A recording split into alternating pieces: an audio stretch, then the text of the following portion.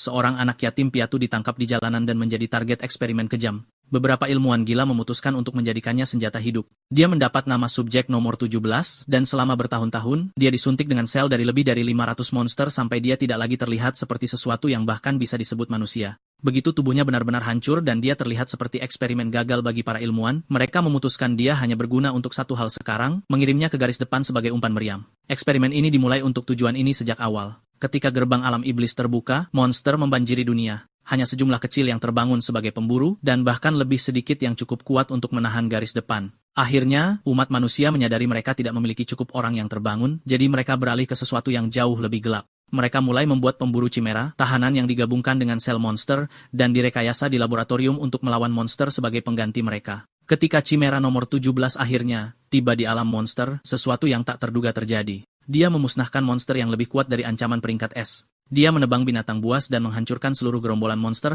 bahkan dengan harga menghancurkan tubuhnya. Pemburu yang menonton dari belakang tidak bisa mempercayainya. Satu chimera melakukan pekerjaan seluruh pasukan. Tetapi ketika pekerjaan selesai, para pemburu meninggalkannya dengan sengaja. Perintah mereka sederhana. Jangan bawa chimera nomor 17 kembali hidup-hidup. Tidak ada yang tersisa darinya kecuali satu tulang. Namun, satu tulang itu tiba-tiba melayang ke udara dan mulai meregenerasi seluruh tubuhnya sampai chimera nomor 17 muncul kembali. Kecuali kali ini, dia adalah seorang pria muda, tampan dengan perut six-pack yang kokoh. Masih terkejut dari kebangkitannya yang gila, dia bertanya-tanya pada dirinya sendiri apakah dia benar-benar manusia lagi. Dia berpikir bahwa karena sel-sel monster itu masih di dalam dirinya, dia mungkin tidak dianggap sepenuhnya manusia, terutama dengan betapa mudahnya dia melenturkan cakar tajam itu, seperti dia akan meluncurkan lini fashion untuk predator puncak. Tidak ada yang muncul dari lab untuk menyeretnya kembali, jadi anak kita berasumsi dia telah dibuang seperti mantan yang pelit. Kemudian dia memperhatikan nomor lab yang dulu ada di lengannya sekarang hilang, dan itu membuatnya bertanya-tanya apakah dia akhirnya berhasil memutuskan hubungan dengan lab untuk selamanya. Karena dia memiliki tubuh yang lebih hot dari neraka itu sendiri, dia menebak ini mungkin ciri monster tipe abadi, jenis yang dapat hidup kembali hingga 3 kali kecuali inti mereka hancur. Tetapi satu hal masih mengganggunya, bahwa para ilmuwan dulu bersumpah bahwa sel manusia dan monster abadi tidak bisa menyatu. Namun disinilah dia dalam mode alfa penuh, memancarkan bentuk puncak yang membuat Johnny Bravo terlihat seperti pengisi latar belakang. Mungkin, efek samping apapun yang dia miliki telah dihapus, karena dia ingat bagaimana kepalanya selalu terasa kabur dan dirantai oleh semacam mantra mental, tetapi sekarang dia merasa sebebas yang dia bisa. Jadi dia berpikir mungkin sudah waktunya untuk hidup seperti manusia yang sebenarnya lagi sekarang karena hari-harinya menjadi anjing patuh yang dikenal sebagai nomor 17 sudah berakhir. Nama itu hanyalah sesuatu yang ditempelkan padanya secara acak dan dia mencoba mengingat nama aslinya, tetapi tiba-tiba ditarik ke dalam kilas balik di mana satu ilmuwan tua itu menyebutnya orang gila dengan kepribadian yang kasar, tetapi masih menyuruhnya untuk membantu orang mulai sekarang. Orang tua itu memintanya untuk mendedikasikan hidupnya untuk menyelamatkan 1000 orang, tetapi saat itu, anak kita tenggelam dalam era emonya yang edgy, bahkan tidak repot-repot membalas. Kembali ke masa sekarang, dia menyebut nasihat itu sampah murni dan menertawakan gagasan konyol bahwa seorang yatim piatu yang lahir di daerah kumuh seharusnya membantu orang lain. Saat dia menatap langit senja, perut six-pack berkilauan seperti mereka punya anggaran pencahayaan sendiri, dia berpikir tentang balas dendam sejenak tetapi membiarkan pikiran itu berlalu. Lagi pula, balas dendam membutuhkan target yang terlihat dan sudah sangat lama sehingga dendamnya terasa lebih seperti gatal yang memudar daripada sesuatu yang nyata. Dan selain itu, tidak ada jalan kembali ke dunia manusia saat ini. Dia berpikir dia akan bertemu mereka suatu hari nanti, dan memutuskan untuk menyimpan seluruh balas dendam itu untuk saat ini, dan fokus pada apa yang ada di depan. Menatap tubuhnya yang agung, cahaya ilahi dengan mudah menutupi bagian-bagiannya yang lebih halus, dia sampai pada keputusan bahwa dia akan mencoba hidup seperti manusia yang layak mulai sekarang untuk menebus semua waktu yang dicuri darinya. Saat dia berjalan pergi, dia menyadari dia mungkin harus menemukan sesuatu untuk dipakai dan berangkat dalam misi mencari pakaian, tetapi kemudian sebuah pikiran aneh muncul di tengah jalan bahwa dia bahkan tidak dapat mengingat terakhir kali dia mengenakan apapun. Dia menyalakan sel-sel otaknya untuk mencari tahu bahan apa yang mungkin berhasil, tetapi tidak menemukan apapun. Jadi dia melakukan apa yang akan dilakukan oleh setiap barbar yang tersesat dan mulai memindai area tersebut dan tak lama kemudian sesuatu menarik perhatiannya. Di depan, dia melihat mayat monster seperti burung dan menebak bahwa mungkin itu mati dalam perang wilayah meskipun tidak ada luka yang terlihat. Itu membuatnya berpikir itu pasti racun, yang jujur saja sangat cocok untuknya, karena dalam kondisi yang sangat baik dan sempurna untuk dikuliti. Dia mengubah lengannya menjadi bilah raksasa seperti dia, baru saja meraih pisau mentega dan ingat dari lab bahwa lebih baik mulai memotong dari perut dan kemudian pindah ke anggota badan. Cheon mulai bekerja, tetapi saat dia memotongnya, beberapa gas ungu bocor keluar. Dia langsung menyadari itu racun, tetapi tidak tampak sedikit pun bingung dan menghirupnya seperti parfum. Satu-satunya hal yang mengganggunya adalah baunya karena sekarang dia harus mencuci kulitnya. Setelah beberapa saat, dia selesai menguliti kalkun yang tumbuh terlalu besar dan berpikir itu bukan pekerjaan yang buruk untuk percobaan pertama. Dia kemudian pergi ke sungai untuk mencuci kulitnya, tetapi ketika dia menariknya keluar, dia tampak sedikit kecewa saat dia menyadari kulit itu menjadi kaku meskipun terasa lembut sebelumnya, jadi dia menyimpulkan bahwa itu mungkin hanya monster yang bermain di sini. Kemudian entah dari mana, ide jenius menghantamnya seperti inspirasi ilahi saat dia meletakkan kulit itu rata dan mulai memukulinya seperti dia berutang uang padanya. Di tengah pukulan, dia bertanya-tanya apakah ini cara orang biasanya menyamak kulit dan berharap itu akan berhasil daripada menghancurkan semua kerja kerasnya. Setelah beberapa terapi abad pertengahan yang baik, kulitnya menjadi lembut lagi dan dia mengangkatnya dengan bangga. Bersembunyi di balik mayat burung telanjang untuk kesopanan, dia mulai membuat penyesuaian pada kulitnya. Tetapi saat itu, api menyala di kepala monster itu. Mata burung itu terbuka, jelas terganggu melihat seseorang merobek kulitnya seperti kertas kado. Cha Eyon dengan cepat membuat beberapa lubang ke kulitnya, menyelinap ke perlengkapan buatannya, dan mengikat tanaman merambat di pinggangnya seperti siap untuk landasan pacu. Dengan itu, dia mengenakan tampilan barunya, dan jujur saja merasa cukup baik dengan hasilnya. Dia melihat sisa racun di bagian dalam, tetapi memutuskan untuk membiarkannya karena terlalu merepotkan untuk dibersihkan. Pada saat itu juga, monster burung itu mengeluarkan jeritan yang menusuk telinga yang mengejutkan Cheon, yang benar-benar mengira itu sudah mati. Ia meronta-ronta, dan bahkan tampaknya mengerti ucapan manusia, yang membuat Cheon bingung. Dia berpikir monster itu pasti juga tipe abadi karena sebelumnya tidak bernapas. Jika ini terjadi sebelumnya, dia akan memanggangnya tanpa berpikir dua kali. Tetapi sekarang melihatnya lemah dan rentan, dia berpikir tidak perlu. Cheon hanya tersenyum dan berkata burung itu beruntung, berharap itu kesempatan kedua dalam hidup sebelum berbalik untuk pergi. Saat dia berjalan pergi, dia dengan santai menambahkan bahwa jika takdir terasa sangat pedas, mungkin mereka akan bertemu lagi. Beberapa saat kemudian, dia mengembara ke dalam gua, melirik ke sekeliling seperti sedang berbelanja rumah. Tanpa peringatan, seekor lipan besar melompat keluar dan mendarat tepat di depannya, tetapi Cheon bahkan tidak berkedip. Makhluk itu menyerang, tetapi dia lebih peduli tentang apakah pencahayaan di sini cukup bagus untuk sebuah rumah. Dengan satu pukulan bersih, dia memotong kepala lipan itu seperti sedang memukul lalat dan berbalik secara mental mencoret gua ini dari daftar. Selanjutnya, dia menemukan dirinya di wilayah pegunungan bersalju tempat seekor yeti tergeletak di tanah membeku ketakutan, mungkin telah melihat Cheon datang seperti ketakutan melompat. Rupanya, anak kita kehabisan energi dengan para yeti, tetapi menolak lokasi ini juga karena makanan akan menjadi mimpi buruk untuk ditemukan. Kemudian dia memeriksa hutan, tetapi jamurnya berbau sangat buruk, seperti seseorang memanaskan ikan dalam microwave di ruang istirahat kantor, jadi yang itu juga tidak mungkin. Dia terus menjelajah dari gua kadal yang menyeramkan hingga gunung berapi yang sangat nyaman, tetapi tidak ada yang cocok. Akhirnya, dia tiba di tepi tebing dan menatap pemandangan yang menakjubkan, dan itu membuatnya takjub bahwa tempat di alam iblis bisa terlihat seindah ini. Dia memutuskan untuk mengintai area itu, dan dengan santai melompat dari tebing, mendarat dengan bunyi gedebuk yang akan mematahkan tulang punggung orang lain. Cheon memperhatikan airnya sangat jernih, dan ada populasi ikan yang padat juga. Beberapa ikan monster melompat keluar mencoba mendapatkan gigitan, dan dia bertanya-tanya apakah dia bisa memanggangnya seperti makanan perjalanan berkemah. Berpikir lebih dalam, dia berpikir ini adalah tempat yang sempurna karena memiliki peternakan ikan alami, udara bersih, bunga di mana-mana. Jadi dia membuat pilihannya bahwa dia akan membangun rumahnya di sini, dan memutuskan untuk menyebutnya rumah Cheon Duoon. Sementara itu, di bagian terpencil dari alam iblis, udara menyala saat portal terbuka, dan sesuatu melesat keluar, membanting ke tanah dengan tabrakan dahsyat. Sosok robot bangkit dari asap melihat sekeliling, dan bertanya dengan keras, apakah ini benar-benar alam iblis? Dia berhenti sejenak untuk menikmati keindahan tempat itu, benar-benar membiarkan udara segar dan bunga-bunga berwarna-warni mempesona, dan akhirnya memutuskan bahwa tempat ini sangat cocok untuk membangun rumah Cheon Duun. Sebagai permulaan, dia membersihkan area itu dengan sulur seperti tanaman merambat yang tumbuh dari ujung jarinya, menebas setiap pohon yang terlihat dengan satu gerakan bersih. Dan setelah pembersihan selesai, dia menggunakan sulur yang sama untuk mengumpulkan kayu gelondongan yang tumbang untuk menumpuknya sebagai bahan bangunan utamanya. Tepat ketika semuanya tampak berjalan lancar, dia menyadari bahwa tanahnya terlihat sedikit terlalu bergelombang menurut seleranya. Jadi dia mengeluarkan sulur lagi, dan menghaluskan semuanya, berhati-hati untuk menghilangkan sisa tunggul pohon sampai area itu akhirnya terlihat cukup bersih untuk menampung kabin yang layak untuk Pinterest. Saat dia meletakkan kayu gelondongan di tempatnya dan menanam pilar utama untuk struktur tersebut, dia mulai menyadari bagaimana tubuhnya bergerak hampir secara naluriah, dan itu membuatnya bertanya-tanya, apakah ini yang dimaksud orang ketika mereka berbicara tentang kehendak bebas, terutama karena ini adalah pertama kalinya dia membangun sesuatu yang benar-benar menjadi miliknya. Dia meletakkan papan lantai berikutnya, dan memutuskan untuk mencoba lendir monster jenis siput sebagai pengganti paku, karena benda itu mengeras menjadi sesuatu yang mirip batu, dan dia pikir itu bahkan mungkin berfungsi sebagai kedap air, yang jujur terdengar seperti kemenangan.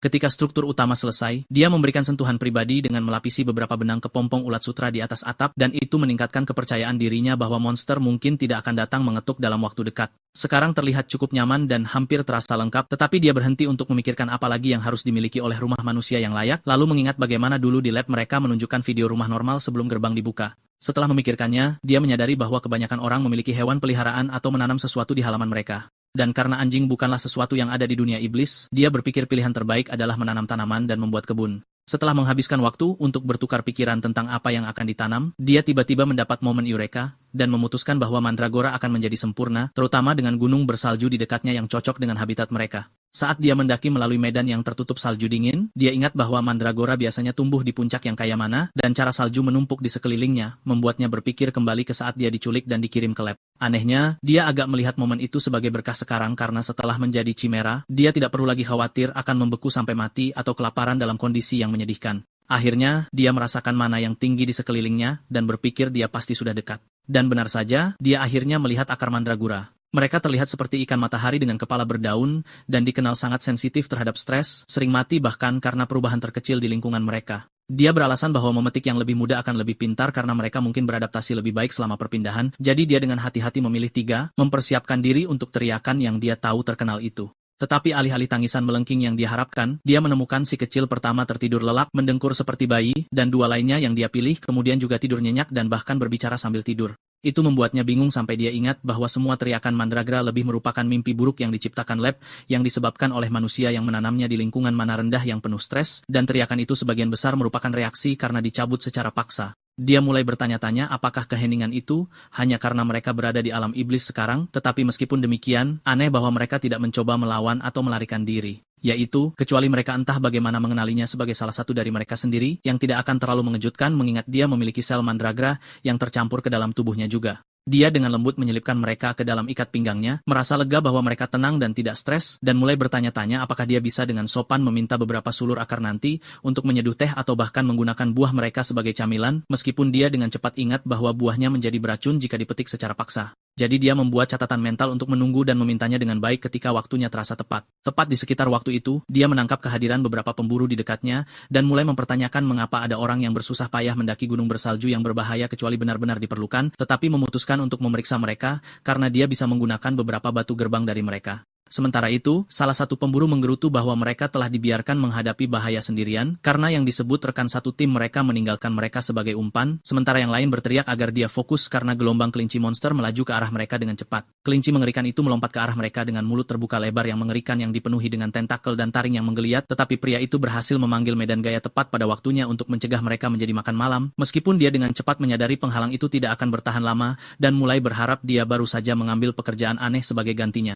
Menyesali setiap keputusan yang mengarah ke momen ini, dia mulai berteriak minta tolong. Tepat ketika perisainya hancur berkeping-keping, anak kita menyambar masuk dengan jenis pintu masuk yang memberikan energi pendaratan Superman yang serius, dan kedua pemburu itu membeku, terpana melihat orang yang sebenarnya muncul, begitu saja dari udara. Tekanan dari kehadirannya saja membuat kelinci salju panik, dan tanpa ragu-ragu, mereka berpencar seperti hewan pengerat kecil yang ketakutan, meninggalkan kedua pemburu itu, berdiri di sana benar-benar bingung bagaimana monster kelas B baru saja melarikan diri untuk menyelamatkan hidup mereka dari seorang pria setengah telanjang. Mereka bergegas untuk berterima kasih padanya, memperkenalkan diri sebagai Seongju dan Kim Tae-hun, dan meminta namanya, yang dia bagikan, tetapi tidak satupun dari mereka pernah mendengar nama seperti itu sebelumnya. Kim Tae-hun mulai bertanya-tanya dengan lantang apakah dia mungkin semacam pemburu pertapa yang menilai dari estetika manusia gua yang kasar, sementara anak kita membalikkan pertanyaan dan bertanya, apa yang mereka lakukan berkeliaran di sekitar jebakan maut seperti ini, karena mereka tampaknya tidak lebih tinggi dari kelas D. Keduanya menjelaskan bahwa mereka sedang dalam misi untuk menangkap chimera hidup-hidup dengan imbalan hadiah yang cukup besar, yang langsung menarik perhatian anak kita. Salah satu dari mereka mengklarifikasi bahwa chimera setelah itu melarikan diri dari lab dan melompat ke gerbang di tengah pengejaran, yang sebenarnya datang sebagai kelegaan besar baginya,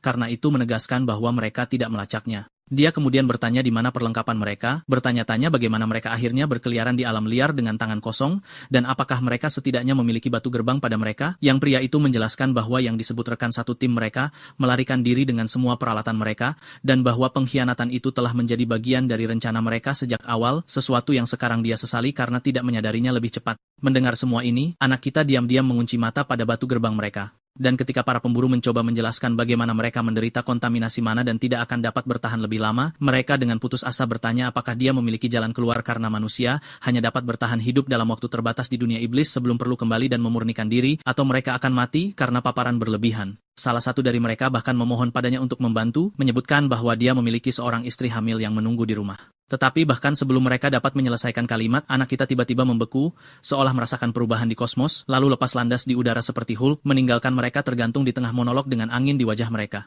Di tempat lain, chimera seperti robot menemukan dirinya berdiri di tepi tebing, dan pemburu yang sama yang meninggalkan sebelumnya mencoba menyergapnya dari belakang. Tetapi makhluk itu perlahan berbalik untuk menghadapi mereka, membuatnya sangat jelas bahwa sekarang ia berniat untuk menghapus mereka dari keberadaan. Saat anak kita berhenti di tempat kejadian, matanya sedikit melebar, bertanya-tanya apakah dia muncul terlambat. Di depan, darah dan perlengkapan tersebar di tanah, sementara bola energi biru yang berkedip-kedip perlahan memudar di tepi tebing, yang membuatnya berpikir para pemburu pasti telah meninggalkan dan melarikan diri. Mereka bahkan meninggalkan semua barang curian mereka, dan menilai dari campuran jejak kaki anak-anak dan hewan, sepertinya subjek uji mungkin telah berubah bentuk di tengah pertarungan. Dia ingat apa yang dikatakan pemburu monster sebelumnya tentang itu menjadi eksperimen lab yang melompat ke gerbang selama pelariannya. Itu terbuat dari logam cair, dapat dengan bebas mengubah bentuk. Tetapi karena seberapa langka bahannya, mereka membuatnya kecil dan ringkas seperti anak kecil. Chaeyon melihat ke bawah tebing dan hampir tidak bisa menahan tawa, menyadari gremlin kecil mekanis ini entah bagaimana berhasil merusak 5 pemburu peringkat B. Sementara itu, kembali dengan 2 pemburu kita yang babak belur, Kim dengan putus asa mengguncang Seongju, mengatakan kepadanya untuk tidak menyerah. Tetapi pria malang itu batuk bahwa seluruh tubuhnya terkontaminasi sekarang, dan dia selesai, tetapi Kim tidak menerima itu, dan mengangkat keluarganya. Seongju menggunakan sedikit kekuatan yang tersisa untuk meminta Kim meminta maaf kepada mereka untuknya, tetapi Kim berteriak padanya untuk bertahan dan bersikeras bahwa mukjizat memang ada. Saat itu, seseorang melangkah ke pandangan, membuat Kim segera tegang, tetapi ternyata Cheon dengan santai berjalan kembali dengan semua barang bawaan mereka. Saat pemburu monster melihatnya, dia berlari, berlutut, dan pada dasarnya mulai berdoa kepada ayah Cheon untuk menyelamatkan mereka berdua. Pahlawan kita bingung pada awalnya, tetapi kemudian ingat bahwa dia mengatakan kepada mereka bahwa dia tidak memiliki batu gerbang. Saat itulah Kim tiba-tiba mengeluarkan sesuatu dari sakunya, 2 cek 10.000 yen, dan memohon padanya untuk memberikan mereka batu gerbang. Dia terus mengoceh bahwa jika mereka tidak keluar sekarang, mereka pasti akan mati. Sementara itu, Cheon menatap uang itu dan mencoba membayangkan jumlah total di kepalanya. Dia tahu tidak ada cara untuk menggunakannya di dunia ini, tetapi begitu dia mencapai dunia manusia, itu akan sangat berguna. Jadi dengan semua kemurahan hati yang dapat dikumpulkan oleh hati kacaunya, dia mengeluarkan batu gerbang. Kim jatuh ke busur 90 derajat yang sempurna, dan mulai berterima kasih padanya berulang-ulang, bersumpah dia tidak akan pernah melupakan kebaikan ini. Pemburu monster berlari kembali ke rekannya, berteriak bahwa mereka keluar dari sini secepat mungkin, sementara Cheon hanya mengamati kedua cek itu, bertanya-tanya di mana harus menyimpannya. Saat keduanya berjalan menuju gerbang, Cheon bertanya berapa harga batu gerbang saat ini, dan diberitahu bahwa itu mencapai 1 juta yen. Selalu pria yang rendah hati, dia mengatakan dia merasa seperti dibayar terlalu banyak dan meletakkan tangan di bahu Seongju, dan dengan santai mengatakan dia akan memberinya sejumlah kembalian sebagai gantinya. Kim terlihat bingung sampai dia menyadari apa yang dilakukan Cheon, bahwa dia menyuntikkan mana langsung ke rekannya. Dia langsung berteriak padanya untuk berhenti karena mentransfer mana ke orang lain berbahaya. Dan jika itu bereaksi buruk, kedua orang itu bisa langsung jatuh mati di tempat. Kim panik, berpikir ini adalah bagaimana itu berakhir, tetapi kemudian Seongju tiba-tiba tersentak tegak seperti seseorang baru saja menekan reset saat energi iblis di dalam dirinya benar-benar dimurnikan. Dia meraih Kim dalam pelukan penuh air mata, sementara pria malang itu hanya berdiri di sana terpana, mencoba memproses apa yang baru saja terjadi. Cheon berbalik untuk pergi saat Seongju berteriak bahwa dia tidak akan pernah melupakan bantuan ini, sementara Kim masih membeku dalam keterkejutan saat dia mencoba mencari tahu siapa Cheon sebenarnya. Anak kita kembali ke rumah dan berhenti di luar sejenak, lalu menghembuskan napas lega setelah merasakan tidak ada penyusup. Tanaman mandragora mulai bangun. Daun mereka terlihat terkulai dan sedih, yang langsung meningkatkan bendera merah, jadi dia mulai bekerja menanamnya segera. Setelah mereka semua berada di tanah, dia bertanya-tanya apakah mereka akan baik-baik saja, tetapi mereka masih terlihat cukup sengsara. Cheon menatap ekspresi depresi mereka, dan berpikir itu mungkin karena dicabut dari habitat asli mereka, atau mungkin mereka hanya kelaparan. Memutuskan untuk menguji teori kedua, dia menyuntikkan sedikit mananya ke tanah. Tanaman monster itu langsung bersemangat seperti baru saja meminum espresso, dan anak kita tidak bisa menahan senyum pada hasilnya. Saat dia mengobrol dengan teman sekamar barunya yang berdaun, dia merasakan kehadiran di belakangnya. Dia berpikir itu mungkin makhluk mekanik yang dikejar para pemburu itu, meskipun dia merasa aneh bahwa itu mengikutinya sampai ke sini. Memilih untuk mengabaikannya untuk saat ini, dia menyimpan uang tunai dan mulai memilah-milah tas barang curian. Ternyata dia mencetak skor besar karena dia sekarang memiliki pakaian ganti, kantong tidur, perlengkapan masak, dan saat itu matanya berbinar ketika dia menemukan sebungkus ramen. Terakhir kali dia makan itu di panti asuhan, dan nostalgia menghantamnya dengan keras. Merasa lapar dan bersemangat, dia memutuskan untuk segera memasaknya. Mengikuti resep sebaik mungkin, dia pergi ke danau untuk mengambil air, tetapi dengan cepat menyadari bahwa dia tidak tahu bagaimana mengukur jumlah yang tepat. Sebelum dia sempat berpikir terlalu keras, ikan danau bergigi tajam tiba-tiba melompat keluar seolah mencoba menggigit. Mengingat bagaimana orang biasanya memasukkan barang-barang acak ke dalam ramen untuk menambah rasa, dia menyiapkan jarinya dan menjentikan jiwa dari salah satu ikan malang itu. Selanjutnya, dia mencari-cari bahan-bahan seperti telur dan mungkin daun bawang. Dia menemukan beberapa telur berbentuk kapsul aneh dan mengambil beberapa. Dan karena tidak ada daun bawang asli di sekitar, dia memilih daun pohon segar, mengira itu cukup dekat. Dia kemudian memasukkan semuanya ke dalam panci, dan memutuskan itu sudah cukup untuk persiapan. Saat itulah robot kecil itu keluar, memegangi perutnya, seolah kelaparan, sambil mengamati panci masakan. Sementara itu, Cheon menyalakan api dan mencatat bahwa instruksi tidak mengatakan kapan harus menambahkan ikan, jadi dia langsung memasukkan semuanya untuk direbus bersama. Saat aroma mulai naik dari panci, tanaman monster langsung mulai tersedak jijik, sementara Cheon diam-diam bertanya-tanya, apakah ramen selalu berbau seperti ini? Aroma itu sampai ke makhluk mekanik yang mulai bergoyang karena aroma makanan yang murni. Ia sedikit mendekat sambil berpikir ingin makan juga, lalu tiba-tiba berubah menjadi anak anjing. Dia ingat dari lab bahwa manusia menyukai anjing, jadi dia memutuskan untuk memanfaatkan itu dan mulai berjalan tertatih-tatih menuju Cheon, berpura-pura, merengek untuk mendapatkan simpati. Tapi Cheon menyaksikan semua ini dengan wajah datar, bahkan tidak sedikit pun terkejut. Dia mengira makhluk itu hanya mencoba menurunkan kewaspadaannya, dan bahwa cederanya jelas dibuat-buat. Melihat akting anak anjingnya yang terlalu imut, dia berpikir itu masih muda, dan tidak tahu apa-apa, dan bertanya-tanya bagaimana sesuatu seperti itu bisa lolos dari lab ke alam iblis sendirian. Ikut bermain, dia bertanya apakah ia ingin mencicipi ramen, yang membuat makhluk itu langsung mengeluarkan air liur. Tapi tepat di depan mereka ada ramuan kematian dari omong kosong acak yang bisa melenyapkan orang dewasa, tetapi tetap saja, mereka berdua memutuskan untuk mengambil risiko. Saat mereka menggigit, anjing itu berhenti saat mencoba memproses rasanya, tetapi Cheon, di sisi lain, teringat akan kenangan hotpot di panti asuhan, dan tersenyum sambil mengklaim rasanya sama seperti dulu. Pahlawan kita menyatakan itu lezat karena ingatannya cukup kuat untuk mengesampingkan kengerian rasa sebenarnya. Sementara itu, para mandragora malang hanya beberapa detik lagi dari kenaikan ke kehidupan mereka berikutnya dari bau beracun. Setelah mereka menyelesaikan makan, Cheon memberitahu anjing itu bahwa sudah waktunya untuk membersihkan diri dan bahwa ia bisa pergi sekarang. Saat anak anjing mekanik itu berjalan tertatih-tatih, Cheon dengan santai menunjukkan bahwa ia tertatih-tatih di kaki yang lain sebelumnya. Robot itu kemudian buru-buru beralih kembali tertatih-tatih di kaki aslinya, sementara Cheon hampir tidak bisa menahan tawanya. Setelah menyelesaikan cucian, dia beralih ke cucian, memukuli pakaian yang tertutup serbuk sari dengan tongkat seperti yang biasa dilakukan orang-orang di masa lalu.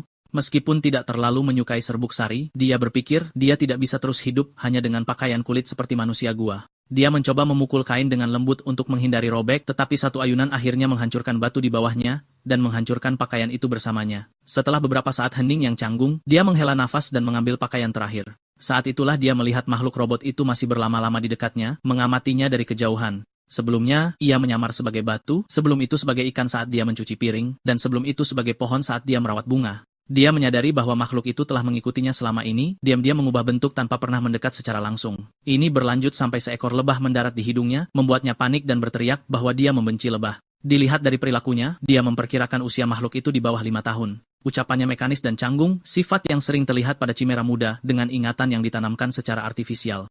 Memilih untuk mengabaikannya, dia berdeham untuk membuat makhluk itu menyadari kehadirannya, dan dengan santai berkomentar tentang betapa indahnya bunga forsythia. Sementara itu, dia menyelesaikan cucian, dan bergumam bahwa tugas itu lebih sulit dari yang dia duga. Sayangnya, dia menyadari pakaian itu terlalu kecil untuknya, yang terasa seperti sia-sia setelah semua upaya yang dia lakukan. Dia menggantung cucian di benang sutra lalu memutuskan untuk memeriksa mandragora. Makhluk itu memanfaatkan momen itu, mengambil kemeja yang baru saja dia cuci dan memakainya, ingin terlihat seperti dia. Setelah menyatakan kemeja itu miliknya sendiri, ia berubah menjadi gadis kecil manusia. Sementara itu, dia menemukan anak-anak mandragora berjuang melawan tanah. Daun mereka layu, dan akar mereka tampak mengering, yang aneh karena dia sudah membersihkan semua gulma. Karena penasaran, dia menggali-gali dan menemukan bahwa tanah itu masih dipenuhi cacing dan puing-puing, sehingga menyulitkan tanaman untuk tumbuh dengan baik. Dia menyadari dia seharusnya mengolah tanah sejak awal, dan kelalaian ini mungkin telah membahayakan anak-anak mandragora. Ingin memperbaiki keadaan, dia mulai menyiapkan kebun seukuran rumahnya. Saat itu juga, gadis mekanik itu melangkah di depannya dan menyapanya. Dia sedikit terkejut mendengar dia berbicara akhirnya. Dia bertanya apakah rumah itu miliknya, dan dia menjawab ya. Segera, dia menyimpulkan bahwa dia pasti penduduk asli alam iblis. Memutuskan untuk menggodanya sedikit, dia ikut bermain dan bertanya dari suku mana dia berasal. Pertanyaan itu membingungkannya, tetapi dia mencoba menggertak, mengklaim dia berasal dari tempat yang sangat jauh di seberang air terjun, yang tidak akan bisa dia temukan. Dia bercanda, bertanya apakah itu berarti dia berasal dari suku kelapa. Dan tanpa ragu, dia mengangguk bangga seolah itu hal yang paling jelas di dunia. Ketika dia menanyanya tentang kemeja itu, dia dengan santai menjelaskan bahwa di sukunya, siapapun yang menemukan sesuatu memilikinya, itu hanya cara mereka. Dia terhibur dengan logikanya, membiarkannya menyimpannya, dan bertanya apa yang dia lakukan jauh-jauh di sini. Dia menjawab bahwa dia diusir dari sukunya dan dengan malu-malu bertanya apakah dia bisa tinggal di sini bersamanya, menjelaskan bahwa tidak ada serangga dan ada rumah yang sebenarnya. Jadi secara keseluruhan, itu hanya tampak aman. Ini sambil gugup memutar-mutar ibu jarinya seperti sedang melatih audisi mata anak anjing. Menyadari dia hanya mencari tempat yang tenang untuk beristirahat, dia setuju, tetapi hanya jika dia membantu pekerjaan rumah. Matanya langsung berbinar, dan dia bertanya apa yang ingin dia lakukan, sepenuhnya siap untuk terjun ke misi apapun yang dia berikan. dia mengatakan kepadanya bahwa mereka perlu menyiapkan kebun sayur agar para mandragora dapat memiliki rumah yang layak. Tanpa ragu, dia meraih tongkat itu, memasang pose percaya diri, dan berkata dia cukup kuat untuk pekerjaan itu. Kemudian dia mulai menghancurkan tanah seperti itu terbuat dari kue bolu. Menyaksikannya dengan mudah merobek tanah, dia berpikir dalam hati bahwa dia benar-benar buruk dalam berpura-pura menjadi normal, atau hanya tidak tahu bagaimana anak-anak rata-rata berfungsi. Dia akhirnya memperkenalkan dirinya dan menanyakan namanya. Dia berhenti, jelas terkejut karena dia tidak punya nama, dan setelah mengambil inspirasi dari bunga yang dia lihat sebelumnya, dia menyatakan bahwa namanya adalah Kim Nari. Dia tahu bahwa dia baru saja menyalinnya dari Forsythia, tetapi dia sudah berkomitmen sekarang dan mengulanginya dengan wajah lurus. Segera kebun siap, dan Cheon bahkan berhasil membuat pagar batu kecil yang rapi di sekitarnya. Melihat akar mandragara terlihat sangat ceria, membuatnya berharap dia melakukan semua ini lebih cepat, tetapi kemudian Kim tiba-tiba menjadi sangat tenang. Dia memperhatikan perubahan itu, dan bertanya mengapa dia menangis. Dia menyeka matanya dan mengatakan para mandragora mengingatkannya pada teman-temannya, yang membuatnya berhenti dan bertanya-tanya apakah sesuatu seperti persahabatan bahkan bisa ada di lab. Sebelum dia bisa bertanya lebih lanjut, jeritan melengking bernada tinggi memotong hutan. Dia menjelaskan kepadanya bahwa itu hanya monster yang berburu satu sama lain, musik latar yang sebenarnya, di tempat seperti ini. Tapi Kim meringkuk khawatir dan mengatakan kepadanya bahwa dia melihat seekor anak ayam kecil sebelumnya sebelum dia menemukan tempatnya, dan sekarang dia takut itu mungkin dalam masalah.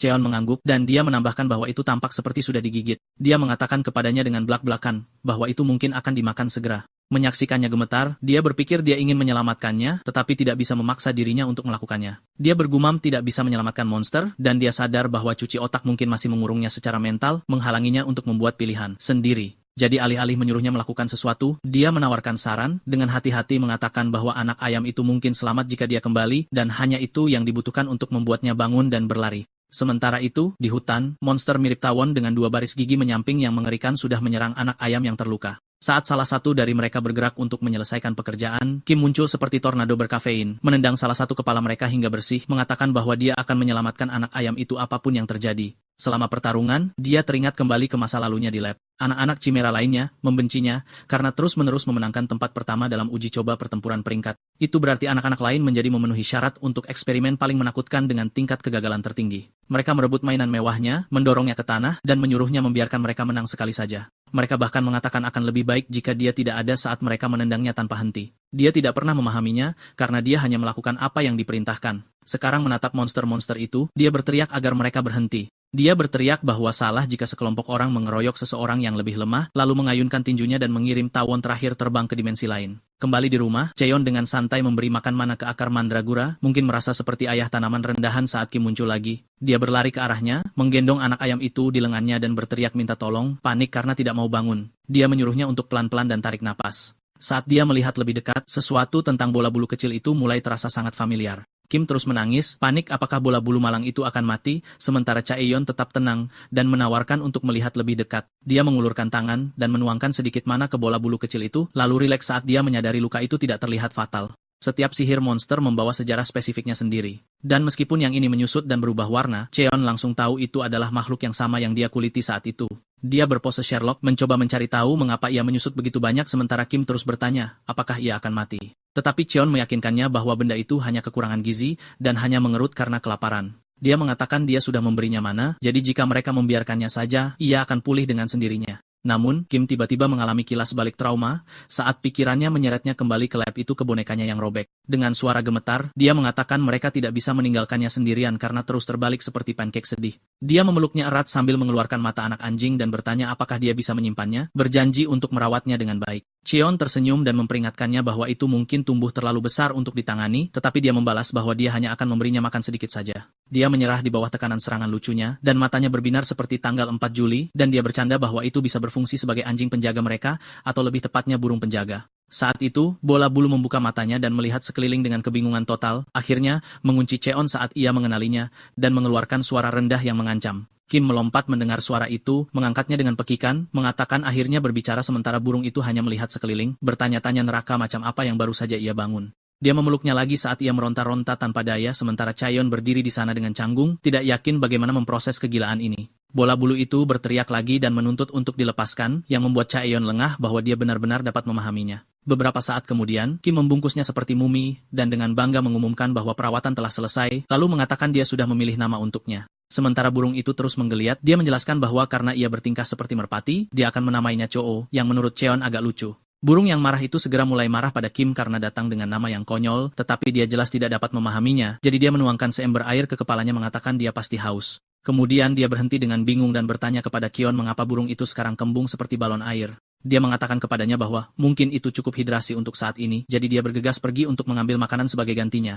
Sementara itu, Kyon berpikir dia akhirnya harus menjalankan lemari penyimpanan yang tepat karena semua barang mereka menumpuk. Tetapi ketika dia mencoba memotong kayu, itu hanya terbelah seperti kardus murah. Dia bingung karena dia membuat meja dan kursi dengan baik dengan metode yang sama. Bola bulu itu jelas sudah selesai dengan omong kosongnya dan menunjukkan bahwa itu kayu lunak, jadi tentu saja itu tidak berhasil. Keon menyadari jenis kayu penting dan bertanya kayu, warna apa yang paling kuat. Burung itu langsung menjawab redwood tetapi kemudian membeku di tengah kalimat saat kenyataan menghantam bahwa itu baru saja dipahami. Ia menatap Cheon dengan ngeri, bertanya-tanya apakah dia bisa mendengarnya selama ini. Mengunci mata, ia terhuyung-huyung dan kemudian mengaktifkan keterampilan pikirannya untuk mencoba membaca pikiran Cheon, tetapi tidak ada yang terjadi saat telepati gagal. Namun, Keon hanya melihat sekeliling dengan polos dan mengatakan dia tidak melihat pohon merah di dekatnya. Dia bertanya-tanya apakah mereka tumbuh di wilayah lain sementara burung itu panik, menyadari kekuatan mentalnya baru saja diblokir. Akhirnya, ia menjatuhkan akting dan langsung bertanya kepada Cheon apakah ia bisa mendengarnya. Keon menjelaskan itu tidak benar-benar mendengar, tetapi kata-kata itu entah bagaimana muncul di otaknya. Tetapi kemudian dia membaliknya dengan bertanya bagaimana monster bahkan dapat memahami bahasa manusia seperti itu. Dia berpikir burung itu pasti salah satu monster cerdas super langka yang entah bagaimana dilahirkan melawan semua rintangan, tetapi ini adalah pertama kalinya dia melihatnya dari dekat. Cheon kemudian bertanya langsung, apakah itu burung yang sama dari sebelumnya, yang dikonfirmasi oleh bulu itu, mengatakan ia kembali karena ingin melihatnya lagi. Karena Cheon menyelamatkan hidupnya, ia ingin membalas budi jika mereka bertemu lagi. Tidak membuang waktu, Keon menyuruhnya untuk membantunya sekarang. Itu membuat berbelengah, tetapi ia menghela nafas, menarik napas, dan setuju untuk membimbingnya ke pohon-pohon merah. Sementara itu, tidak jauh dari sana, Kim berlari seperti hidupnya bergantung padanya sambil menghindari bola api yang menghujani di belakangnya, berteriak kepada siapapun yang menyerang untuk mundur. Air mata mengalir di wajahnya saat dia berteriak bahwa itu terlalu panas, dan tiba-tiba ledakan mengirimnya menabrak tanah dengan wajah lebih dulu. Pikirannya hampir mati saat dia mulai panik, berpikir laboratorium menemukannya dan dia sudah selesai. Saat itu, seseorang keluar dari api yang memiliki rambut panjang yang mengalir secara dramatis seperti tambahan anime tingkat 3. Melihat trackernya, dia mengonfirmasi bahwa dia adalah makhluk mekanik yang mereka kejar. Mengisi daya serangan lain, dia bergumam bahwa hidupnya juga dipertaruhkan dan melemparkan bola api lain ke Kim, yang hanya bisa menatapnya dengan kekalahan. Tetapi sebelum itu mengenai, pahlawan kita menarik gerakan cat klasik, melangkah di depannya, dan dengan mudah meredakan serangan itu, seperti dia menampar lalat. Ko segera mengatakan kepadanya bahwa arahan pohon dapat menunggu karena prioritas utama adalah gadis itu saat ini. Keon memperhatikan bahwa Kim takut pada api, dan sama sekali tidak terlihat stabil secara mental. Dia memutuskan untuk memadamkan api terlebih dahulu, dan bola bulu itu setuju, menambahkan bahwa hanya kantong sampah lengkap yang akan mengejar seorang anak. Rapunzel di sana melotot dan memanggang Cheon dan memanggilnya manusia gua, lalu mengancam akan mengalahkannya jika dia tidak mundur. Keon membalas bahwa cosplayer Rapunzel ini terlalu banyak bicara, yang langsung membuatnya kesal. Pria itu berteriak bahwa Cheon merusak momen dramatisnya dan melemparkan bola api besar ke arahnya. Keon hanya mengangkat jari dan menarik gerakan membekukan, menghancurkan serangan itu seperti lilin ulang tahun. Ledakan di belakang Rapunzel sangat besar, dan dia hanya berdiri di sana terpana sambil mencoba memproses apa yang baru saja terjadi. Pecahan mulai berjatuhan, tetapi sudah terlambat karena dia terkubur di bawah tumpukan puing. Beberapa saat kemudian, Keon berjalan ke arah Kim dan bertanya apakah dia baik-baik saja, yang kemudian menyeka matanya, dan berterima kasih padanya, karena telah memadamkan semua api. Dia kemudian memberinya nasihat yang solid bahwa lain kali dia takut, dia harus meninju rasa takut itu sendiri. Saat dia berjalan menuju Rapunzel, dia meraih rambutnya dan melanjutkan pembicaraan semangat, tetapi tiba-tiba berhenti di tengah kalimat. Dia menatap wig di tangannya dalam diam dan menyadari bahwa pria di bawahnya menderita sindrom kepala telur mengkilap yang parah. Ketika Kim melihat kepala botak itu, dia tertawa terbahak-bahak dan mengatakan pria itu tidak terlihat menakutkan lagi. Anak kita meliriknya dan bertanya-tanya bagaimana dia pernah didorong-dorong oleh seseorang yang sangat rendah. Bola bulu Phoenix memutuskan untuk turun tangan dan menunjukkan kepadanya semua yang dialami Kim dengan menggunakan kemampuan resonansi mentalnya. Kemampuan ini adalah kekuatan yang memungkinkannya menyelam ke dalam ingatan seseorang dan membaginya dengan orang lain. Di dalam visi itu, dia melihat seorang ilmuwan gila terkekeh seperti dia baru saja menemukan kejahatan itu sendiri. Pria itu berjalan ke arah Kim yang setengah sadar dan menyadari bahwa dia perlahan mulai sadar diri. Dengan jari-jarinya menyala seperti obor kecil, dia mulai menyakitinya atas nama tes ketahanan. Menyaksikan itu, membuat Chaeyon dengan lembut menepuk kepala Kim dan mengatakan bahwa dia melakukannya dengan baik. Dia memutuskan untuk membantunya memecahkan lingkaran trauma lama selangkah demi selangkah. Dia melihat ke arah Phoenix kecil itu dan bertanya apa yang harus mereka lakukan dengan si kepala telur, dan mata Kim berbinar dengan ide nakal. Bersama-sama, mereka mengikat pria malang itu ke batu besar dan membiarkannya tergantung dari air terjun. Kim mengklaim air akan memadamkan apinya dan membuatnya tidak terlalu menakutkan. Ketika pria itu bangun, dia benar-benar terlihat bingung dan menyadari ini jelas bukan yang dia daftarkan. Kim menyilangkan tangannya dan memanggilnya pria botak jahat lagi hanya untuk bersenang-senang. Anak kita menghela napas dan menyuruhnya untuk tidak menilai orang dari penampilan mereka, tetapi dia memberinya tatapan tajam sambil memegang panci seperti senjata. Gu bertanya apa yang dia lakukan, dan Cheon mengatakan dia sedang mengambil air untuk ramen. Kim langsung berseri-seri karena ramen ikan Cheon adalah favorit mutlaknya. Dia menggodanya dengan bertanya apakah suku kelapa juga makan ramen ikan. Dia berhenti, lalu dengan bangga menyatakan bahwa suku kelapa sangat menyukainya. Sementara itu, pria botak itu diam-diam menilai situasinya dan menduga orang yang menangkapnya setidaknya harus menjadi pemburu peringkat A+, mungkin lebih tinggi. Dia berpikir Cheon mungkin bahkan menyembunyikan kekuatan di luar itu. Saat kelompok itu mengumpulkan bahan-bahan untuk ramen, pria botak itu menatap kosong ke arah mereka, berpikir bahwa menggantung seseorang dari air terjun dan kemudian makan mie di sebelahnya terasa terlalu hardcore. Kim keluar dari air seperti monster laut mini yang memegang 3 monster ikan di lengannya. Pahlawan kita melihat sekilas ke aula dan menyuruhnya untuk melemparkan 2 kembali dan hanya menyimpan 1 karena dia tidak menjalankan pasar makanan laut di sini. Pria botak itu menyaksikan dari samping, setengah ngeri dan setengah bingung, bertanya-tanya apakah melemparkan monster ikan itu ke dalam ramen mungkin membuatnya terasa seperti air laut langsung. Dia juga memperhatikan bahwa mereka telah membuang terlalu banyak air ke dalam panci dan mulai meragukan apakah orang-orang ini bahkan tahu apa itu ramen seharusnya. Sebelum mereka mulai memasak kekacauan, dia berteriak agar mereka berhenti dan berjanji untuk menangani masakan jika mereka melepaskannya. Tak lama kemudian, Baldi berdiri di meja kayu darurat, mereka tampak anehnya dramatis, seperti dia berada di acara memasak dengan lampu panggung imajiner yang menyinarinya. Dia bergumam bahwa beberapa orang mungkin berpikir ramen itu sederhana, tetapi saat ini, seluruh hidupnya bergantung pada semangkuk tunggal ini, saat dia melirik mata lapar yang terkunci padanya. Dia menyebut ramen makanan murni, dan memutuskan untuk mengandalkan metode memasak paling klasik, terutama karena dia benar-benar tidak tahu cara memasak lainnya. Dia menuangkan air berdasarkan intuisi murni, mengukur untuk 3 porsi. Dan begitu mendidih, dia memasukkan mie dan dasar sup. Dia secara mental menghitung bahwa itu akan memakan waktu sekitar 4 menit 30 detik. Tetapi karena dia tidak memiliki jam tangan, dia mulai menghitung detik menggunakan detak jantungnya. Setelah apa yang dia kira sekitar 200 ketukan, dia mengangkat mie untuk membiarkannya mengenai udara untuk tekstur kenyal yang sempurna itu. Ketika dia akhirnya selesai, dia menghela napas bahwa kimchi akan menjadi sempurna. Tetapi karena dia terjebak di alam iblis, ini akan baik-baik saja. Dia mempersembahkan ramen dengan bangga, dan mereka tampak terpana sesaat sebelum menyelam masuk. Gigitan pertama mengirim mereka langsung ke surga rasa, dan Kim dengan tampilan bola bulu, benar-benar dikhianati bahwa makanan bisa terasa begitu enak. Keon, sementara itu, hanya fokus menghirup porsinya seperti pria dalam sebuah misi. Beberapa saat kemudian, kelompok itu duduk di sana penuh sesak sementara pria botak itu menunggu dengan canggung untuk vonis mereka. Keon menatapnya dan bertanya apa yang dia inginkan sebagai imbalan untuk menyajikan mie ilahi seperti itu, menjanjikan dia akan mengabulkan permintaan apapun. Pria botak itu tidak membuang waktu dan berlutut meminta bimbingan Cheon, dan memperkenalkan dirinya sebagai Nam Gisaok. Pahlawan kita menatap pria itu dengan kebingungan ringan dan bertanya tentang bimbingan macam apa yang dia bicarakan. Nam menjelaskan bahwa Cheon dengan mudah adalah orang terkuat yang pernah dia temui dan mengira bahwa seseorang seperti dia pasti telah membangun rumah ini untuk berlatih jangka panjang. Dia mengklaim dia bisa memasak semua jenis hidangan dengan santai memamerkan kredensial koki palsu dan menambahkan bahwa dia pernah bekerja dengan ayahnya sebagai juru masak untuk terdengar sah. Berusaha terlihat berguna, Nam menawarkan untuk bepergian antara alam manusia dan iblis untuk membawa persediaan, bahkan berjanji untuk membayar pelajaran. Akhirnya, dia mengakui bahwa tujuan sebenarnya adalah menjadi pemburu kelas A. Tentu saja, anak kita bertanya mengapa dia menyerang Kim. Nam ragu-ragu dan bertanya apakah Cheon berarti makhluk mesin itu, tetapi Cheon memotongnya, dan mengatakan dia berasal dari suku kelapa. Nam langsung menangkap dan berguling, berpura-pura dia benar-benar tahu itu. Dia mengatakan alasan menyerangnya adalah pribadi, bukan untuk uang atau ketenaran, dan dia bahkan tidak peduli dengan anak itu. Dia hanya ingin lulus ujian promosi pemburu. Mendengar itu, Cheon menyilangkan tangannya, dan menyuruhnya untuk berdiri untuk pertandingan latihan. Sebelum Nam dapat merespons, Kim Nari melangkah maju, dan menyatakan bahwa dia menginginkan pertandingan ulang dengan paman pelempar api. Nam menyeringai, dan memperingatkannya, untuk tidak meremehkannya, tetapi Cheon bertanya apakah dia dapat memecahkan batu yang terbuat dari adamantite yang lebih keras dari berlian. Nam mengakui hanya pemburu kelas A yang bisa.